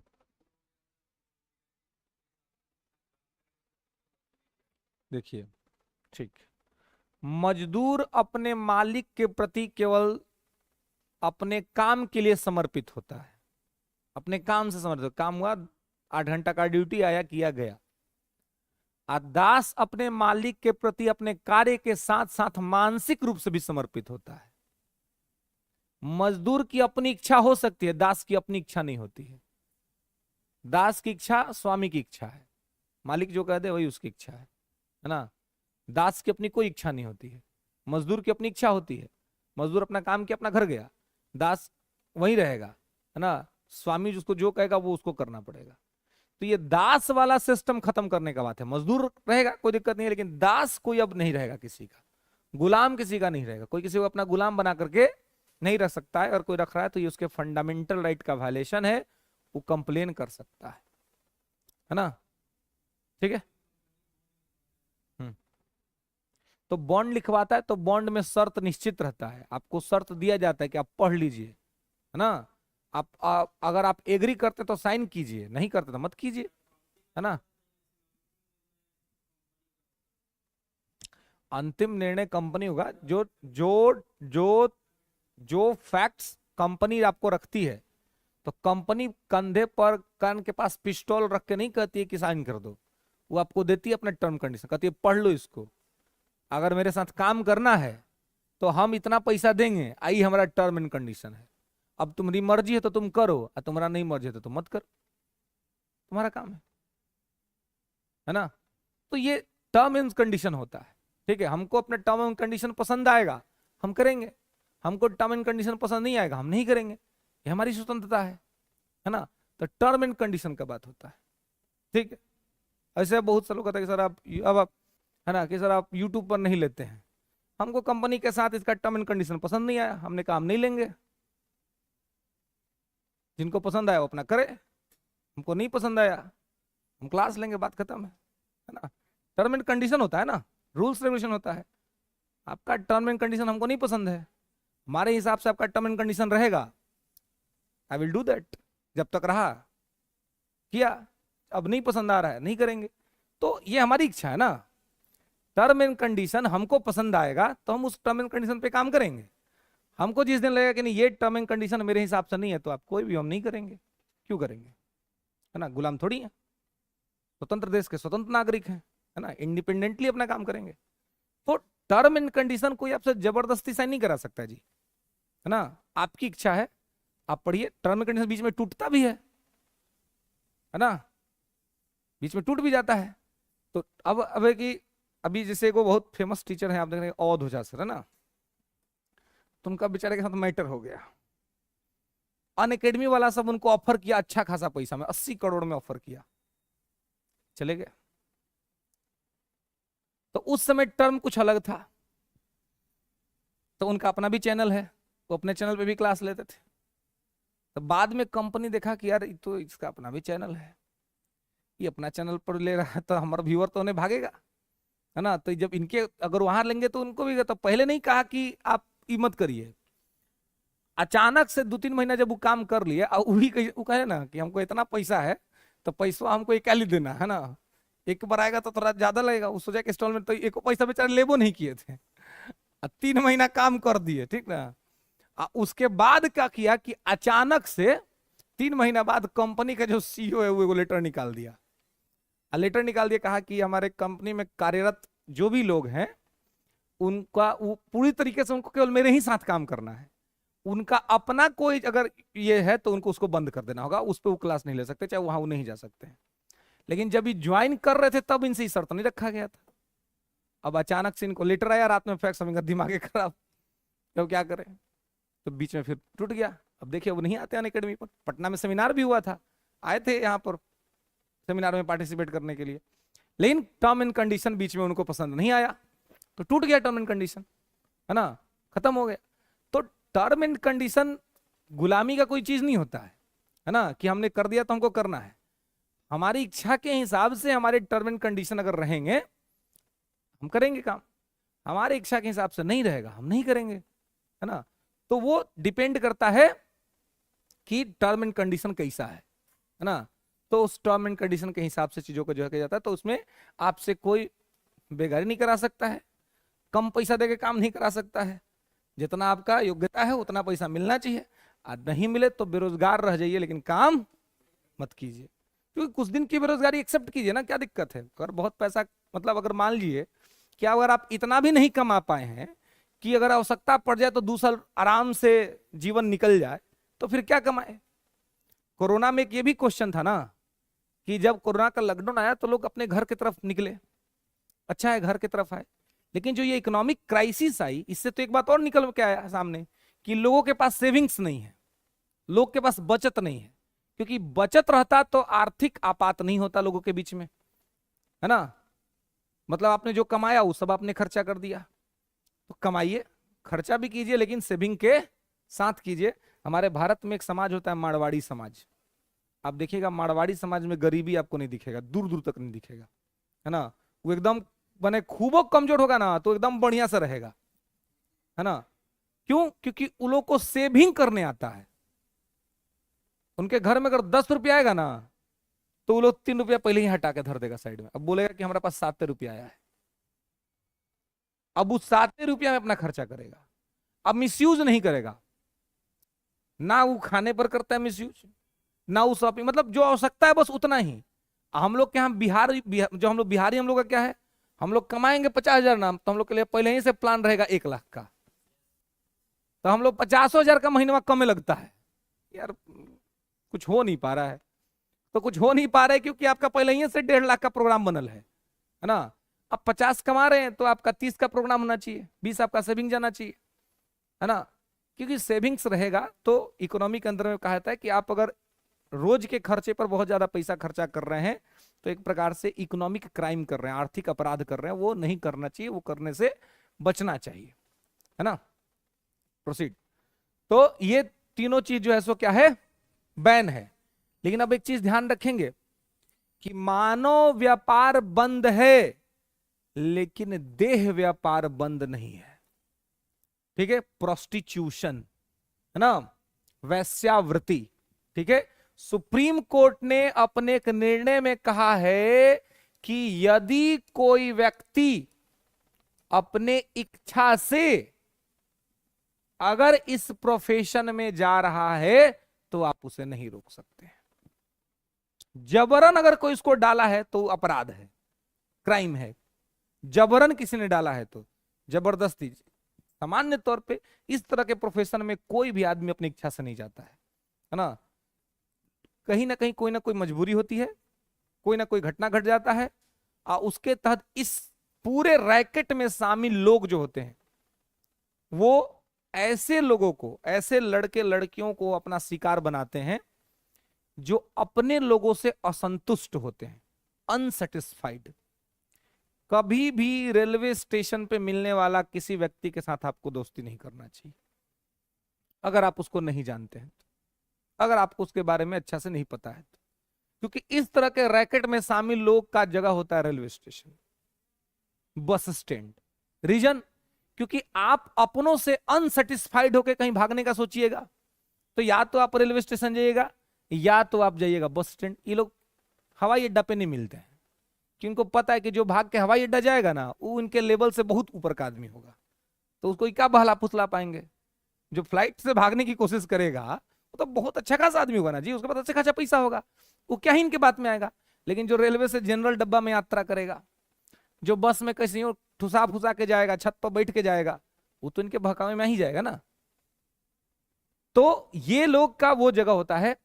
तो जब भी आप अपनों से अनसेटिस्फाइड होते हैं तो इस तरह के लोग आपको अपने रडार में रखते हैं। अब अपनों से अनसेटिस्फाइड हैं, आप इमोशनल वीक पड़ जाइएगा। अपना आदमी से घर परिवार में आपको कोई दिक्कत हो जाए अपने संबंधों में तो आदमी बहुत कमजोर हो जाता है। बाहर के आदमी से आपका झगड़ा होता है ना तो आप कमजोर नहीं पड़ते हैं। आप कमजोर कब पड़ते हैं? जब आपका अपने घर में झगड़ा हो जाए, माता पिता से आपका कोई दिक्कत हो जाए, भाई बहन से हो जाए, विवाह हो गया तो पत्नी से हो जाए, पत्नी का पति से हो जाए, तो क्या होता है, आदमी बहुत कमजोर पड़ जाता है। अब वो जब आदमी कमजोर पड़ता है ना वहां पर, तो वहां पर उसको आवश्यकता होती है एक इमोशनल सपोर्ट का। तो इमोशनल सपोर्ट अगर किसी को घर ही में मिल गया, माने पति इतना समझदार हो, उसको समझ में आए कि सामने वाला मेरा परिवार का कोई आदमी है, पत्नी है, अगर वो इमोशनल वीक है, झगड़ा हो भी गया तो तुरंत मना लेना चाहिए, ज्यादा टाइम नहीं देना चाहिए ना। क्योंकि देखिए अगर आप ज्यादा टाइम दे दिए तो दिक्कत हो सकता है। वैसे दोनों को होना चाहिए कि कोई भी आपका अगर इमोशनल वीक पड़ रहा है, एक ही टाइम पर दोनों व्यक्ति को नाराज नहीं होना चाहिए। पहला बात तो ही, अगर आपको लग रहा है कि आपके पार्टनर अभी आपसे नाराज है तो आप मान जाइए, अगर ठीक आदमी है तो मना लीजिए। आज जब उसका मूड ठीक हो तब आप रुस जाइए और कहिए कि 3 दिन पहले तुम जो नौटंकी किया था वो हमको अभी याद आया है, अब हमको मनाओ 2 दिन तक। एक के साथ दोनों आदमी को नाराज नहीं होना चाहिए, तो इसी से संबंध खराब होता है ना। अंडरस्टैंडिंग हो, नाराजगी तो होगी ही होगी, दो लोग साथ में रह रहे हैं, झगड़ा होगा, नाराजगी होगी, इस बात को मानना पड़ेगा। लेकिन अब इसको ठीक कैसे करना है, तो ठीक कैसे करना है कि टाइम निश्चित करना है कि 3 दिन तुम गुस्सा कर रहना और 3 दिन हम गुस्सा करेंगे। इससे क्या होगा कि एक को आदमी माना रहेगा ना, तो दोनों का एक दूसरे के प्रति चिंता रहेगा, है ना। देखिए तो वही ना, गुस्सा को मैनेज करना है, अपने अपने संबंधों में मैनेज करना है। अपने परिवार में क्या है, परिवार में उसको मैनेज करना है। नहीं तो क्योंकि परिवार ही तो सबसे बड़ा चीज है। आप परिवार से अब असंतुष्ट रहते हैं ना, अनसेटिस्फाइड रहते हैं ना, तभी आप इमोशनल वीक पड़ते हैं। और वही इमोशनल वीक में जो आपका शोषण करने वाला आदमी होगा ना, वो आ जाएगा आपको सपोर्ट देने, आपके परिवार से अलग का आदमी। वो कहेगा अरे हम तो है ही हैं तुम्हारे लिए, हम तो जानबे करते थे कि वो आदमी नालायक टाइप का है। अब इस तरह का बात बोल देगा, आपके दिमाग में पहले से ये सब चल रहा है कि कैसा आदमी से भगवान संगत करा दिए, है कि नहीं। अरे झगड़ा झंझट में तो यह ना लगता है जी, और वही 2 घंटा बाद जब मैटर ठीक हो जाएगा तो लगेगा अरे अपना ही आदमी है भाई, क्या दिक्कत है। तो वही 1 आध घंटा का जो मैटर होता है ना, वही बहुत खतरनाक होता है। उसी टाइम आपको प्रोटेक्ट करना है, वही टाइम बचाना। उस टाइम अगर आपके दिमाग में कोई गलत सलत बात डाल दिया ना, वो तुरंत आपको हार्ड कर जाएगा। तो इसलिए 1 आध 2 आदमी अगर अच्छा दोस्त है आपके लाइफ में, तो वो बहुत अच्छा रोल प्ले करेगा, वो आपको बढ़िया बात सिखलाएगा। कितना के दोस्ते होता है गड़बड़, है ना। ठीक है, इसमें थोड़ा महिला लोग को ज्यादा सतर्क रहना होता है ना। लड़का का लड़का दोस्त उतना ज्यादा भड़काएगा नहीं, लड़की के लड़की दोस्त तुरंत भड़का देती है। महिला दोस्त कहते कि बाप रे, हम जानते थे वो पहले ही से उसका रहन हमको ठीक नहीं लगता था, हम तो मना किए थे पापा को कि नहीं करवाओ, पर करवा दिए। अब देखो तो आप पहले ही से अनसेटिस्फाइड हैं, ऊपर से आपकी सहेली ये बात बोल दी, अब आपको लगे ये ठीक है बात कह रही है। सहेली कैसी होनी चाहिए, सहेली बोले कि अरे कोई बात नहीं, हमारा भी झगड़ा होता है, हमारा भी तो झगड़ा होता है, 3 दिन पहले हम ही मारामारी किए थे, लेकिन अभी हमारा एकदम ठीक चल रहा है, तुम्हारा भी अभी हुआ है, 2 दिन बाद तुम्हारा भी ठीक हो जाएगा। ऐसा अगर आदमी हो जो प्रैक्टिकलिटी को समझता हो कि भाई ये तो 2 आदमी साथ रहेंगे तो ऊंच नीच होगा, झगड़े होंगे, प्रेम होगा, सब होता है, तो ठीक से समझाने वाला आदमी हो तो कोई दिक्कत नहीं है। लेकिन गड़बड़ समझाने वाला आदमी हो, उससे उससे डिस्टेंस बना कर रखे, है ना, उससे दूरी, तो और वो मैटर खराब कर देगा।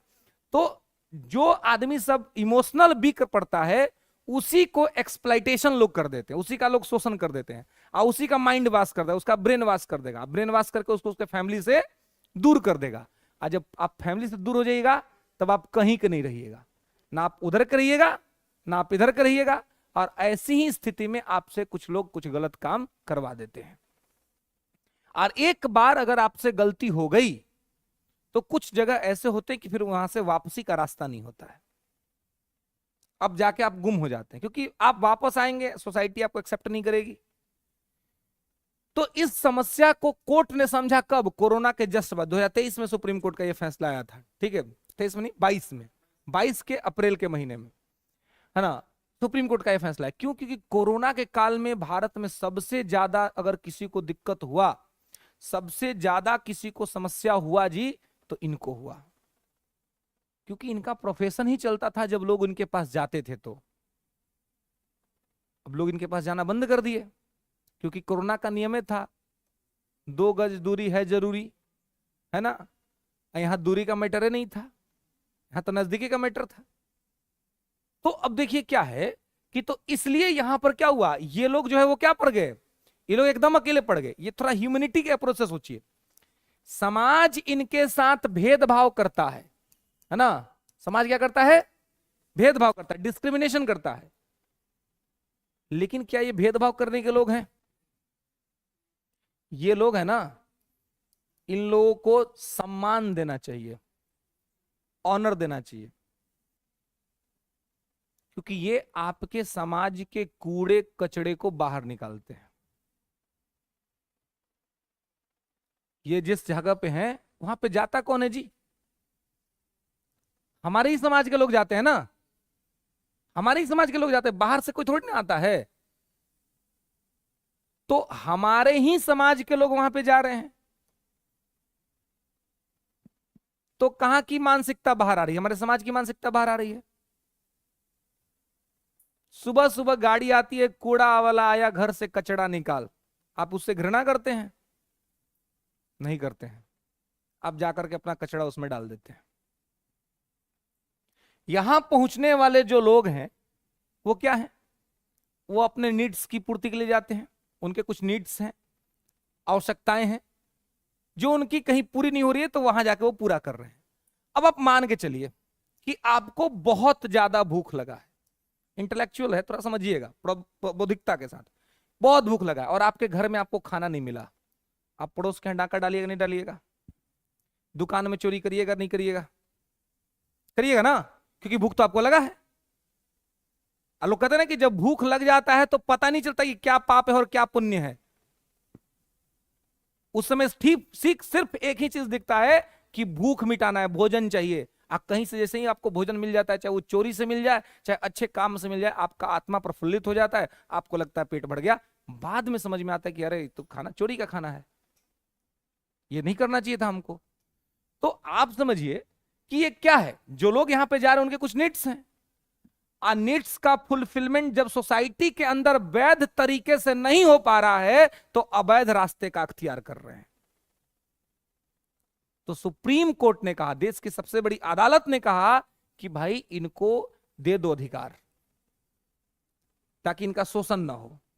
इनके लिए भी योजनाएं चलाई जा सके कि भाई इनका संरक्षण किया जा सके, इनका प्रोटेक्शन किया जा सके, क्योंकि ये समाज के उस गलत आचरण के लोगों को अपने यहां स्थान देते हैं। अगर ये नहीं होंगे तो फिर गलती कहां होगा? आपके घरों में होगा, आपके समाज में होगा।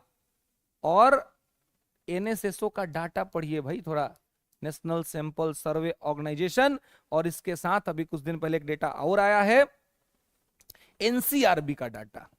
NCRB, national crime record bureau, national crime record bureau कहता है जी कि सबसे ज्यादा लोग हैरेस हो रहे हैं अपने घरों में, अपने परिवारों में, और इस हैरेसमेंट का शिकार सबसे ज्यादा बन रहे हैं बच्चे। और बच्चों का यह हैरेसमेंट कौन कर रहा है? तो बच्चों का ये हैरेसमेंट कर रहे हैं उनके परिवार के लोग, उनके रिश्तेदार, उनके नातेदार। आपको पता भी नहीं चल रहा है और उनका हैरेसमेंट हो रहा है। और ये तो मैटर ऐसे हैं जो थाने में दर्ज हुए हैं, केस हुआ, एफआईआर हुआ है, तब सरकार के पास डाटा पहुंचा है जी। बहुत सारे ऐसे मैटर हैं कि लोक लाज के चक्कर में लोग सोचते हैं परिवार की बात है बाहर क्यों निकाले, केस रजिस्टर ही नहीं होता है। तो ये सब लोग कौन है जी? ये अपराध कर कौन रहा है? ये वही लोग हैं जिनको वैध तरीके से कुछ चीज नहीं मिल रहा है तो उसको प्राप्त करने का अवैध रास्ता अख्तियार कर रहे हैं। तो इनके उस अवैध रास्ते को कंट्रोल करने का काम जो है वो कौन कर रहा है? ये लोग कर रहे हैं। इसलिए माननीय सर्वोच्च न्यायालय ने यह कहा कि यह बात ठीक नहीं है, हमको इसको ठीक करना चाहिए, हमको इसको ठीक करके इनको एक प्रॉपर वैलिड प्लेस देना चाहिए। अगर हम वो प्रॉपर वैलिड प्लेस इनको दे देंगे तो सोसाइटी के ये लोग जो सोसाइटी को कमजोर करने की कोशिश कर रहे हैं, सोसाइटी को खराब करने की कोशिश कर रहे हैं, वो क्या होंगे? वो वहां पहुंच जाएंगे। और इससे दो तीन फायदे होंगे। एक तो इनका अपना जीवन चलेगा, है ना, और दूसरा चीज कि यहां पर जब पुलिस प्रोटेक्शन रहेगा तो जबरन जबरदस्ती कोई यहां नहीं आएगा। कोई आदमी अगर यहां से निकलना चाहता हो, गलती से फंस गया, निकलना चाहता हो, तो पुलिस उसको प्रोटेक्ट करके उसको बाहर निकालेगी, उसको अलग जगह बसाएगी, है ना। या फिर उनके बच्चे, बहुत बार दिक्कत क्या होता है कि ये तो इसमें आप फंस गए, अब इनके बच्चे भी इसमें फंसने के लिए ये हो जाते हैं। तो पुलिस ये काम कर सकती है, प्रशासन ये काम कर सकता है कि इनके बच्चों को वहां से निकाल दे, इनके बच्चों को सही जगह पर ला दे कि भाई उनका पुनरुद्धार हो जाए, उनका ये जाए कि वो पढ़ाई लिखाई करे और वो फिर इस प्रोफेशन में ना जाए। तो अगर कोई अपने इच्छा से कर रहा है तो उसको आप नहीं रोक सकते हैं, लेकिन कोई जबरन किसी को ले गया गया तो ये फंडामेंटल राइट का वायलेशन है और उसके ऊपर कार्रवाई हो सकता है, उसके ऊपर एक्शन हो सकता है। और आप देखेंगे कि ये आज ही के समय में नहीं, अगर आप एंशिएंट हिस्ट्री भी पढ़िएगा तो आपसे सवाल पूछा जाता है कि मौर्य काल में वैश्यावृत्ति करने वाली महिलाओं को किस नाम से जाना जाता था? तो उनको उस समय कहा जाता था रूपा जीवा।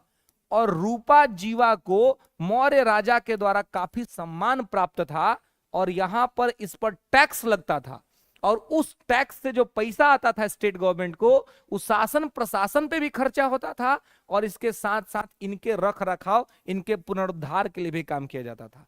दक्षिण भारत के अंदर में भी जो राजतंत्र हैं, वहां पर भी आप ये सब देखेंगे कि वहां पर भी इनको रखा गया था, और यहाँ पे चीजें जो है सो मतलब टैक्स लिया जाता था और उनका पुनरुद्धार किया जाता था। तो ये सब हमारे इतिहास में हुआ है। लेकिन आज के डेट में हम लोग, समाज का सबसे बड़ा दिक्कत क्या है जी? करेगा सब कोई सब कुछ, लेकिन बात करने में शर्म आएगा, बात करने में हमको शर्म आता है, और यही दिक्कत है कि शोषण होता है।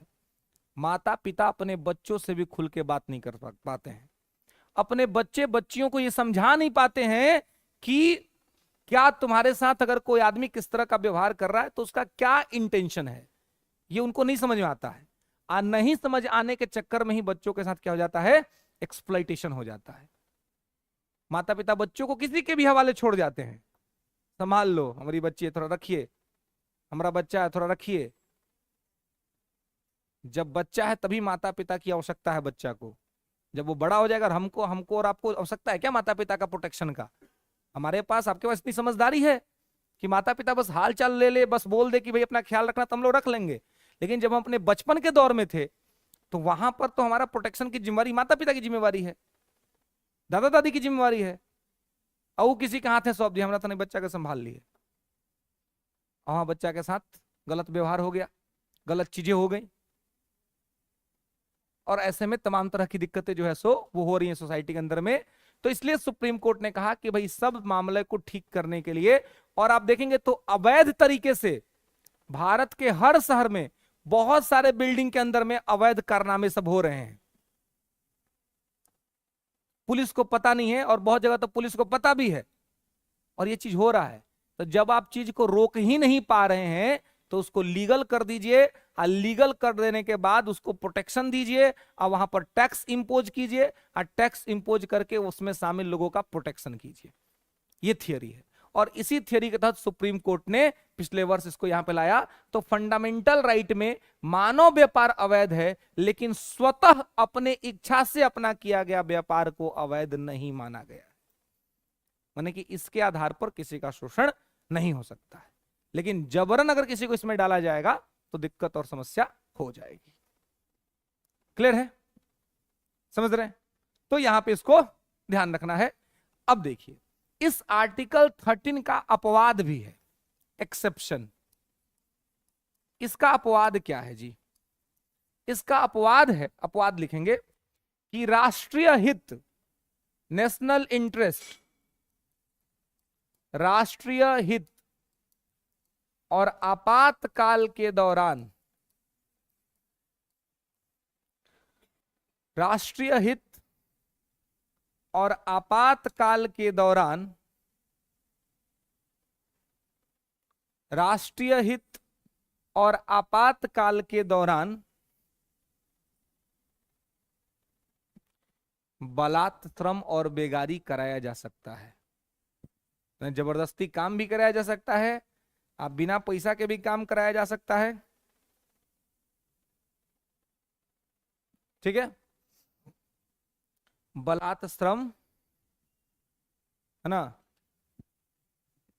ठीक है, और बेगारी कराया जा। अब जैसे कोरोना था, तो कोरोना में डॉक्टर, नर्सेज, पुलिस, ये सब लोग से जबरदस्ती काम कराया गया कि नहीं?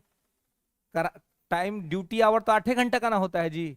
आई लोग बेचारा सब 8-8 घंटा, 10-10 घंटा, 24-24 घंटा ड्यूटी किया उस समय, है ना। डॉक्टर लोग तो घरे आता ही नहीं था, नर्सेज घरे आती ही नहीं थी, वहीं पे रह जाती थी। एक तो ये भी बात का डर था कि घर जाएंगे तो बच्चों सबको फैला देंगे कोरोना, क्योंकि यहाँ पे कोरोना के मरीज सबके बीच में रह रहे हैं। तो उनका क्या था, ड्यूटी आवर फिक्स नहीं था, लगातार ड्यूटी करना पड़ता था। क्यों? क्योंकि देश में हेल्थ इमरजेंसी था, स्वास्थ्य आपात की जैसी स्थिति थी। ठीक है, तो राष्ट्रीय हित का मुद्दा था। तो नेशनल इंटरेस्ट और आपातकाल का ऐसा कोई स्थिति होगा तो वहां पर आपसे जबरदस्ती भी काम लिया सकता है, आप बेगारी भी, आपसे पैसा बिना दिए भी काम हो सकता है। तो पैसा तो मिला, लेकिन आप देखेंगे कि हर सरकारी कर्मचारी का पैसा कटा था कोरोना के टाइम पर, उनको कुछ पैसा काट के मिलता था। ठीक है।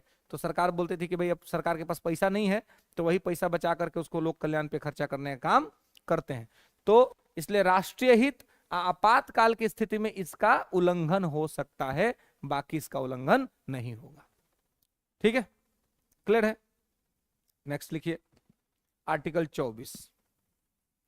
आर्टिकल 24 लिखेंगे, 6 से 14 वर्ष के बच्चों को निःशुल्क अनिवार्य, नहीं 6 वर्ष से ज्यादा के बच्चों को लिखेंगे कि 6 से 14 वर्ष के बच्चों को काम में नहीं लगाया जाएगा। 6 से 14 वर्ष के बच्चों को काम में नहीं लगाया जाएगा। उससे पहले क्या तो लगेंगे ही नहीं किसी स्थिति में, लेकिन 6 से 14 के बीच वाले बच्चों को भी काम में नहीं लगाया जाएगा। इसको ऐसे भी कह सकते हैं कि बाल नियोजन पर प्रतिबंध, है ना, प्रोहिबिशन ऑफ चाइल्ड लेबर। ठीक है, बाल श्रम पर प्रतिबंध, माने कि बच्चों से काम नहीं कराया जाएगा। ठीक है, और 14 वर्ष से अधिक उम्र का अगर बच्चा नहीं है तो उससे तो आपको कोई काम नहीं कराना है। ठीक है, 6 से 14 का उम्र पढ़ने का उम्र है, बच्चा पढ़ेगा, उस बीच उससे कोई काम नहीं कराया जाएगा। आज 0 से 6 जो है वो तो उसका हेल्थ का टाइमिंग है, हेल्थ ग्रो होता है, तो उस बीच भी उससे कोई काम नहीं कराया जाएगा। माने कि 14 वर्ष से ज्यादा का जब बच्चा हो जाएगा तब आप उससे कोई काम करा सकते हैं, इसे उससे आप कोई काम नहीं कराएंगे। लेकिन मान लीजिए कि बहुत कंपल्सरी हो जाए, बच्चा कहीं पे काम कर रहा है, तो वो भी बच्चा का एज 9 वर्ष से ज्यादा का होना चाहिए, 9 और 14 के बीच का होना चाहिए। और वो बच्चा भी आपको ऐसा जगह कहीं काम नहीं करेगा जहां काम करने से उसके स्वास्थ्य पर नकारात्मक असर पड़ता हो, जैसे कि माइंस, है ना, माइंस के काम में बच्चा को कभी भी नहीं लगाया जाएगा, है ना। माइंस मतलब कि खदान, जैसे अब कोयला निकल रहा है तो वहां खदान में डाल दीजिएगा बच्चा को निकालने के लिए, मर जाएगा बेचारा, है ना। वहां उतना पॉल्यूशन होता है, इतना धुआं रहता है कि फेफड़े खराब हो जाएगा। ठीक है, तो खदान में उसको नहीं रखेंगे। उसको फैक्ट्री में नहीं रखेंगे, क्योंकि फैक्ट्री में भी बहुत सारा कूड़ा कचरा करकट निकलता है, तो है ना, तो उसमें भी आपको उसका तबीयत खराब हो सकता है, उसका स्वास्थ्य जो है सो बिगड़ सकता है। तो ना तो खदान में रखेंगे ना उसको फैक्ट्री में रखेंगे। ठीक है, और ना ही उसको जो है सो आप देखेंगे कि फैक्ट्री कारखाना में रखेंगे, और ना ही उसको पटाखा उद्योग में रखेंगे जहां पर पटाखा बनता है। तमिलनाडु में एक जगह है शिवकाशी, शिवकाशी पटाखा उत्पादन का बहुत बड़ा केंद्र है।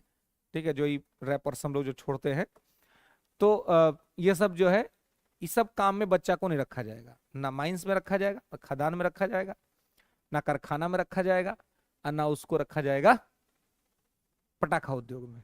ठीक है, इस सब जगह में उसको काम के लिए नहीं रखा जाएगा। हाँ जी,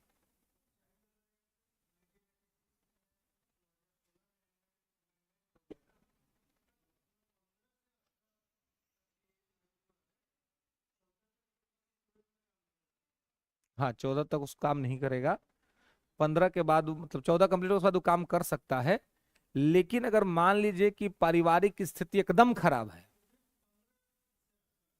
15 से 18 है हार्ड वर्क के लिए, हार्ड वर्क जिसके लिए उसको फिजिकली स्ट्रांग हो जाए, शारीरिक क्षमता उसकी डेवलप हो जाए, तब वो कर सकता है। उससे पहले 9 से 14 के बीच में भी अगर वो चाहे तो अगर कर रहा है तो कुछ आसान काम जो उसके हेल्थ पर निगेटिव इम्पैक्ट नहीं डाल रहा है वो काम कर सकता है। जैसे चाय पे देख लेते हैं, होटल में देख लेते हैं, होटल के अंदर खाना वाना परोसने का काम बच्चों से ही करा दिया जाता है। ढाबा वाबा के अंदर आप जाइएगा तो अब बच्चे सब दिख जाएगा, छोटा छोटा बच्चा रहेगा, कान्हा पर गमछी लेके एकदम स्टाइल मारता है। उसको पता नहीं कि शिक्षा का क्या मतलब है। हाँ खटे होंगे, नहीं नहीं नहीं, नहीं नहीं लिए होंगे। भारत में तो इसके लिए नोबेल पुरस्कार भी मिल चुका है, बचपन बचाओ के लिए नोबेल पुरस्कार भी कैलाश सत्यार्थी जी को मिल गया। लेकिन क्या बचपन बच गया है? काम तो ही रहा है, बच्चे कर रहे हैं काम, जबकि नोबेल पुरस्कार मिला हुआ है। और आप अभी भी जाइए किसी चाय की दुकान पर तो कोई ना कोई बच्चा आपको चाय पकड़ाता हुआ मिल जाएगा। कोई आप ढाबा में चल जाइए तो खाना परोसता हुआ, दाल देता हुआ थाली में आपको कोई बच्चा दिख जाएगा, है ना। तो ये हो रहा है। अब ये ऐसा इसलिए हो रहा है भारत जैसे देश में क्योंकि यहाँ पे आमदनी बहुत निम्न स्तर पे है, लोगों की आमदनी निम्न स्तर पे है, अब वो गरीबी है तो अब बच्चा को वहीं भेज रहा है। हालांकि निःशुल्क कंपलसरी एजुकेशन तो मिल रहा है, लेकिन फिर भी लोग शिक्षा का उतना महत्व नहीं समझ रहे हैं, इसलिए बच्चा को काम पर लगा देते हैं। लेकिन अगर वो काम कर रहा भी रहा है तो ऐसे जगह पर काम नहीं करेगा जिससे कि उसका स्वास्थ्य पर बहुत नकारात्मक असर पड़ता हो, बहुत खराब असर पड़ता हो। ऐसे वो सामान्य तौर पे जहाँ पे काम करने से उसके हेल्थ पे अच्छे, वो हेल्थ पर कोई बुरा असर नहीं पड़ रहा है, उसमें वो कर दे। जैसे आप कोई किराना दुकान सब में भी जाइएगा ना, तो आपको बच्चा सब दिख जाएगा सामान जोखते हुए, है ना।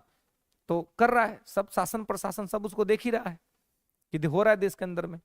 तो आपकी क्राइसिस है आपके देश में, तो क्राइसिस है, तो ऐसा सिचुएशन में ये स्वाभाविक है ना, कि क्राइसिस के सिचुएशन में ये होता है। ठीक है, तो इसको यहाँ पे जो है सो ध्यान रखेंगे कि किस तरह से है और कैसे है। ठीक है, यहां तक मेरे को दिक्कत। आगे अब एक हेडिंग बनाएंगे, धार्मिक स्वतंत्रता का अधिकार, right to freedom of religion, right to freedom of religion.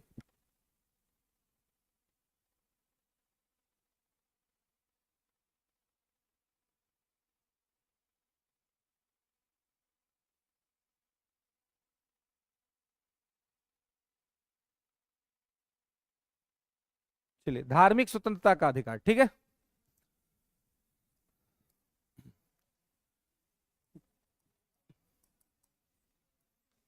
तो right to freedom of religion,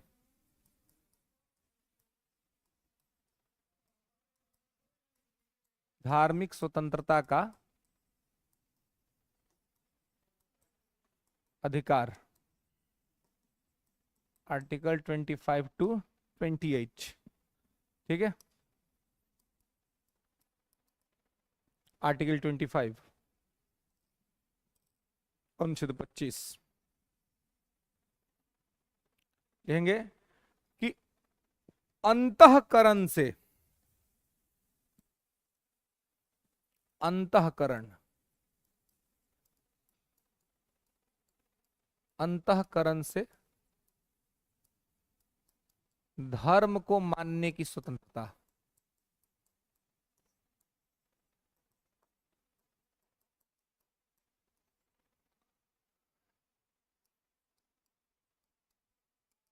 प्रचार करने की स्वतंत्रता,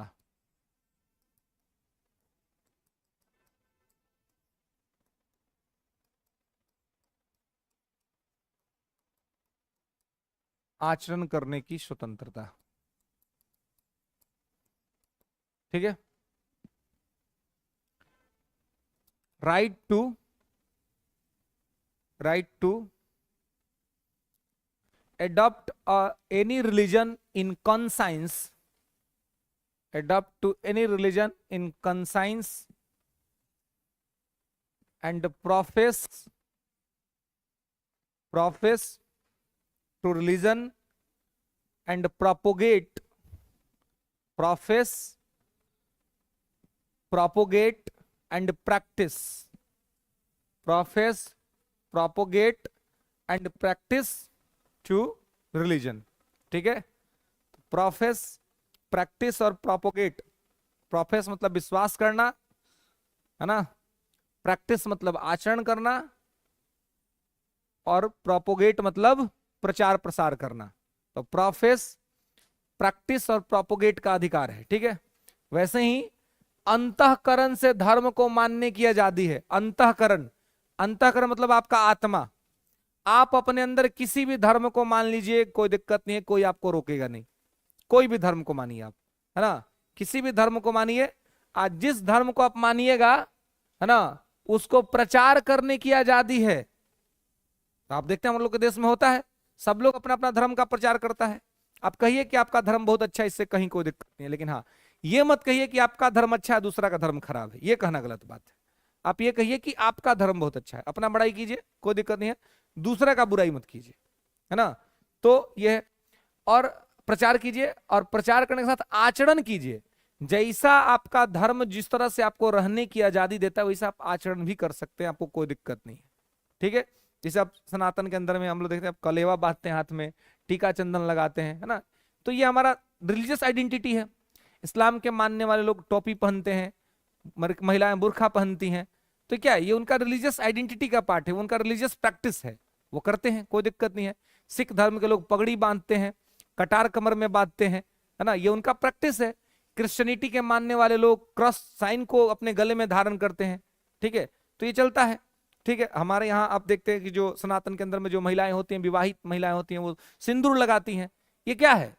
ये हमारा रिलीजियस प्रैक्टिस है कि आप जिस धर्म को मानते हैं उस धर्म का प्रचार करने का आजादी है, उस धर्म में विश्वास करने की आजादी है, उस धर्म के हिसाब से आचरण करने की आजादी है, सब तरह की आजादी है आपको। आपको जो मर्जी वो धर्म मान लीजिए, सरकार आपको नहीं रोकेगी ना टोकेगी, कोई कुछ नहीं कहेगा आपको। आप उस धर्म को प्रचार कीजिए, उसके हिसाब से आचरण कीजिए, उसमें विश्वास कीजिए, कोई आपको नहीं रोकेगा। वही है right to practice, profess and propagate. ठीक है, लेकिन हाँ, अपने धर्म को मानते मानते प्रचार करते करते गलती से भी नहीं कहना है कि बगल वाला का धर्म खराब है। यह कहने का अधिकार आपके पास नहीं है। यह कह दीजिएगा तो वही होता है सांप्रदायिकता। तो सांप्रदायिकता फैलाने का अधिकार किसी के पास नहीं है। आप अपना अपना धर्म मानिए। आज जबरन किसी का धर्म बदलवाने का अधिकार भी किसी के पास नहीं कि आप जबरदस्ती किसी का धर्म बदलवा ले कि हम ये मानते हैं तो तुम भी यह मान लो। ये ठीक बात नहीं है ना। एक वर्ड यूज होता है लव जिहाद, सुनते होंगे आप लोग। इसके लिए तो बहुत सारे राज्य में कानून भी बन गया है ना। तो पहला बात, तो जो लव करेगा वो पगला कभी जिहाद नहीं करेगा, और जो जिहाद करेगा वो कभी लव नहीं करेगा। कोई एक काम कर सकता, तो जिहाद करेगा या तो लव करेगा, है ना। तो है देखिए, अगर जिहाद के मतलब पे आप जाएंगे तो कुरान शरीफ के हिसाब से, है ना, जिहाद एक बहुत ही बेहतर शब्द है। और जिहाद का मतलब होता है कि आप अपने सकारात्मक लक्ष्यों को प्राप्त करने के लिए जिहाद कीजिए। से कोई इतनी गर्मी है, अब तो कोई आदमी प्यासा नहीं रहे, ये आपका जिहाद होना चाहिए कि आप प्यासे को पानी पिलाए। कोई आदमी भूखा है, उसको खाना खिलाए, ये आपका जिहाद होना चाहिए। आपका लक्ष्य अच्छा होना चाहिए। ये एक्चुअल मतलब है according to text of Quran.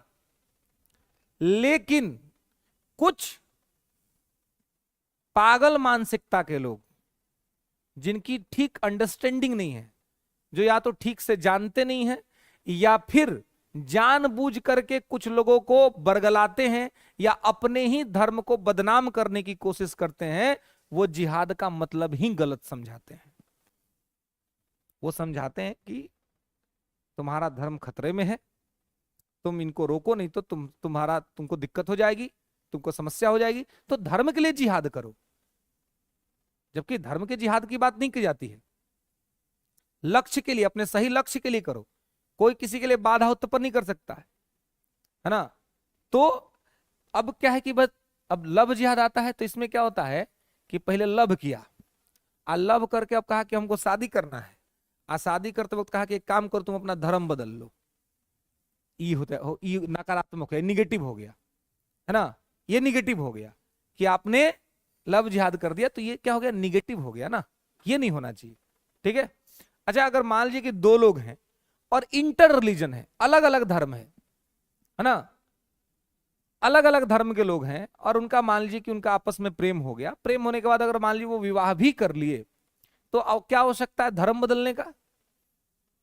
कौन करे कि धर्म बदल लो? अरे तुम अपने रिलीजियस आइडेंटिटी को मानो, सामने वाला अपना मानेगा।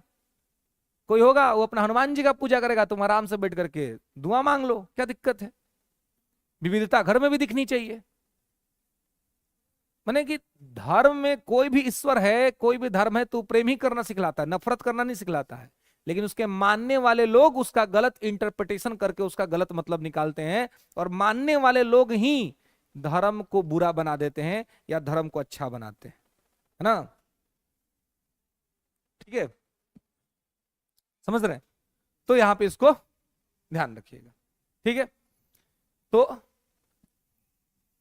ये प्रचार करने की स्वतंत्रता, आचरण करने की स्वतंत्रता सबको यहां पे इसके तहत मिली हुई है। ठीक है। आर्टिकल 26, आर्टिकल 26 क्या कहता है?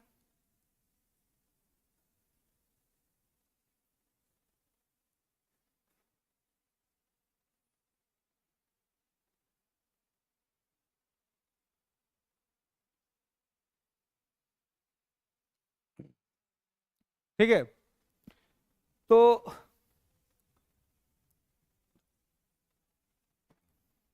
26 क्या कहता है? धार्मिक कार्यों के प्रबंधन की स्वतंत्रता। धार्मिक कार्यों के प्रबंधन की स्वतंत्रता।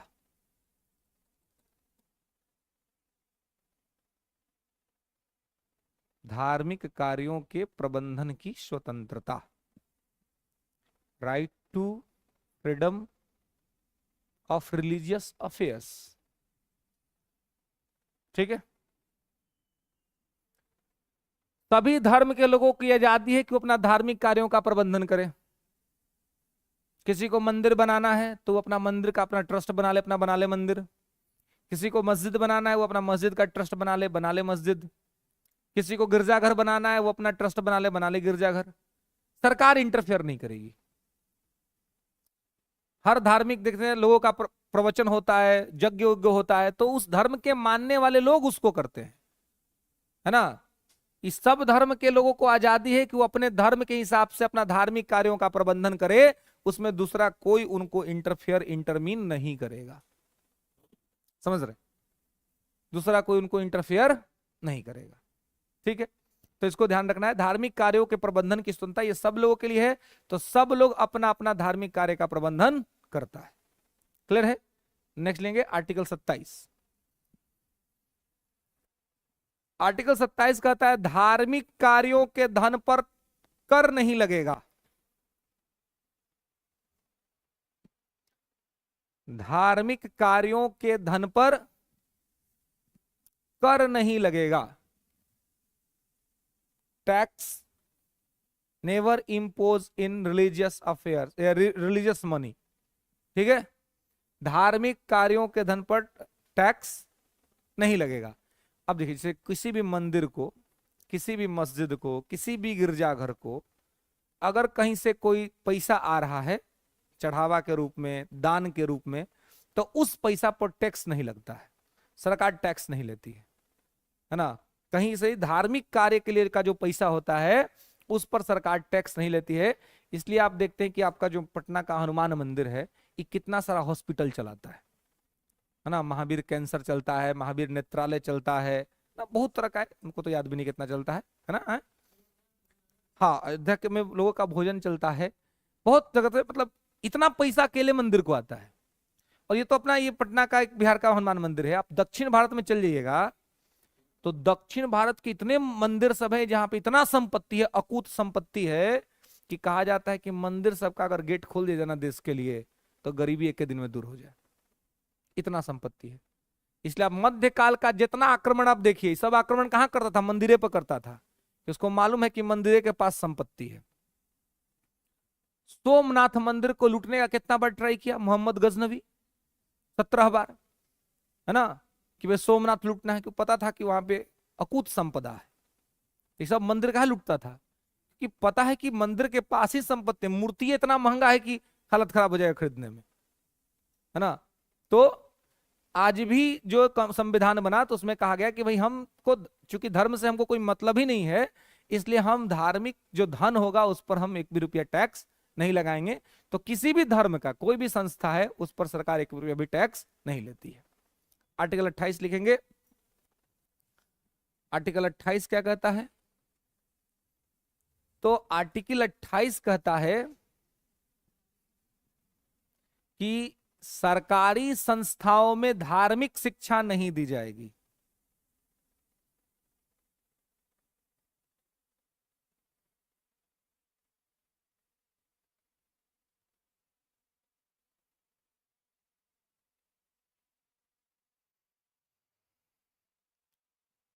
ठीक है, हो गया?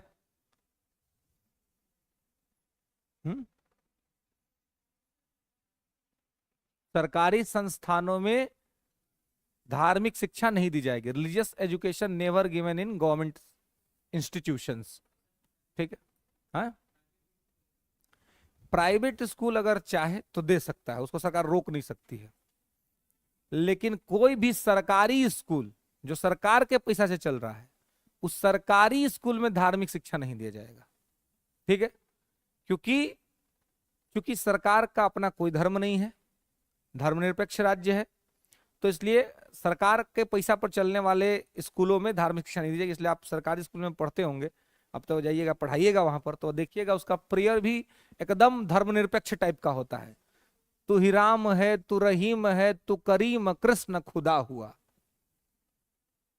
अब कौन नहीं कहेगा कि हमारा नाम नहीं लिए, है ना। सबके भावनाओं का सम्मान करते हुए प्रेयर भी होता है। कोई भी धार्मिक शिक्षा उसमें नहीं दी जाती है, ठीक है, सरकारी स्कूल में।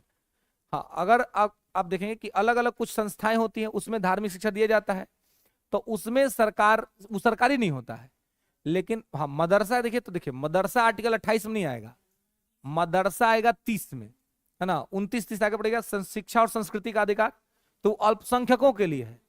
तो माइनॉरिटीज के लिए ये राइट है कि वो मदरसा खोल सकते हैं और मदरसा में वो शिक्षा ग्रहण कर सकते हैं, ले सकते हैं, दे सकते हैं, ठीक है, कोई दिक्कत। तो आज के लिए बस इतना ही, नेक्स्ट क्लास में इसके आगे बात करेंगे। हाँ बोलिए।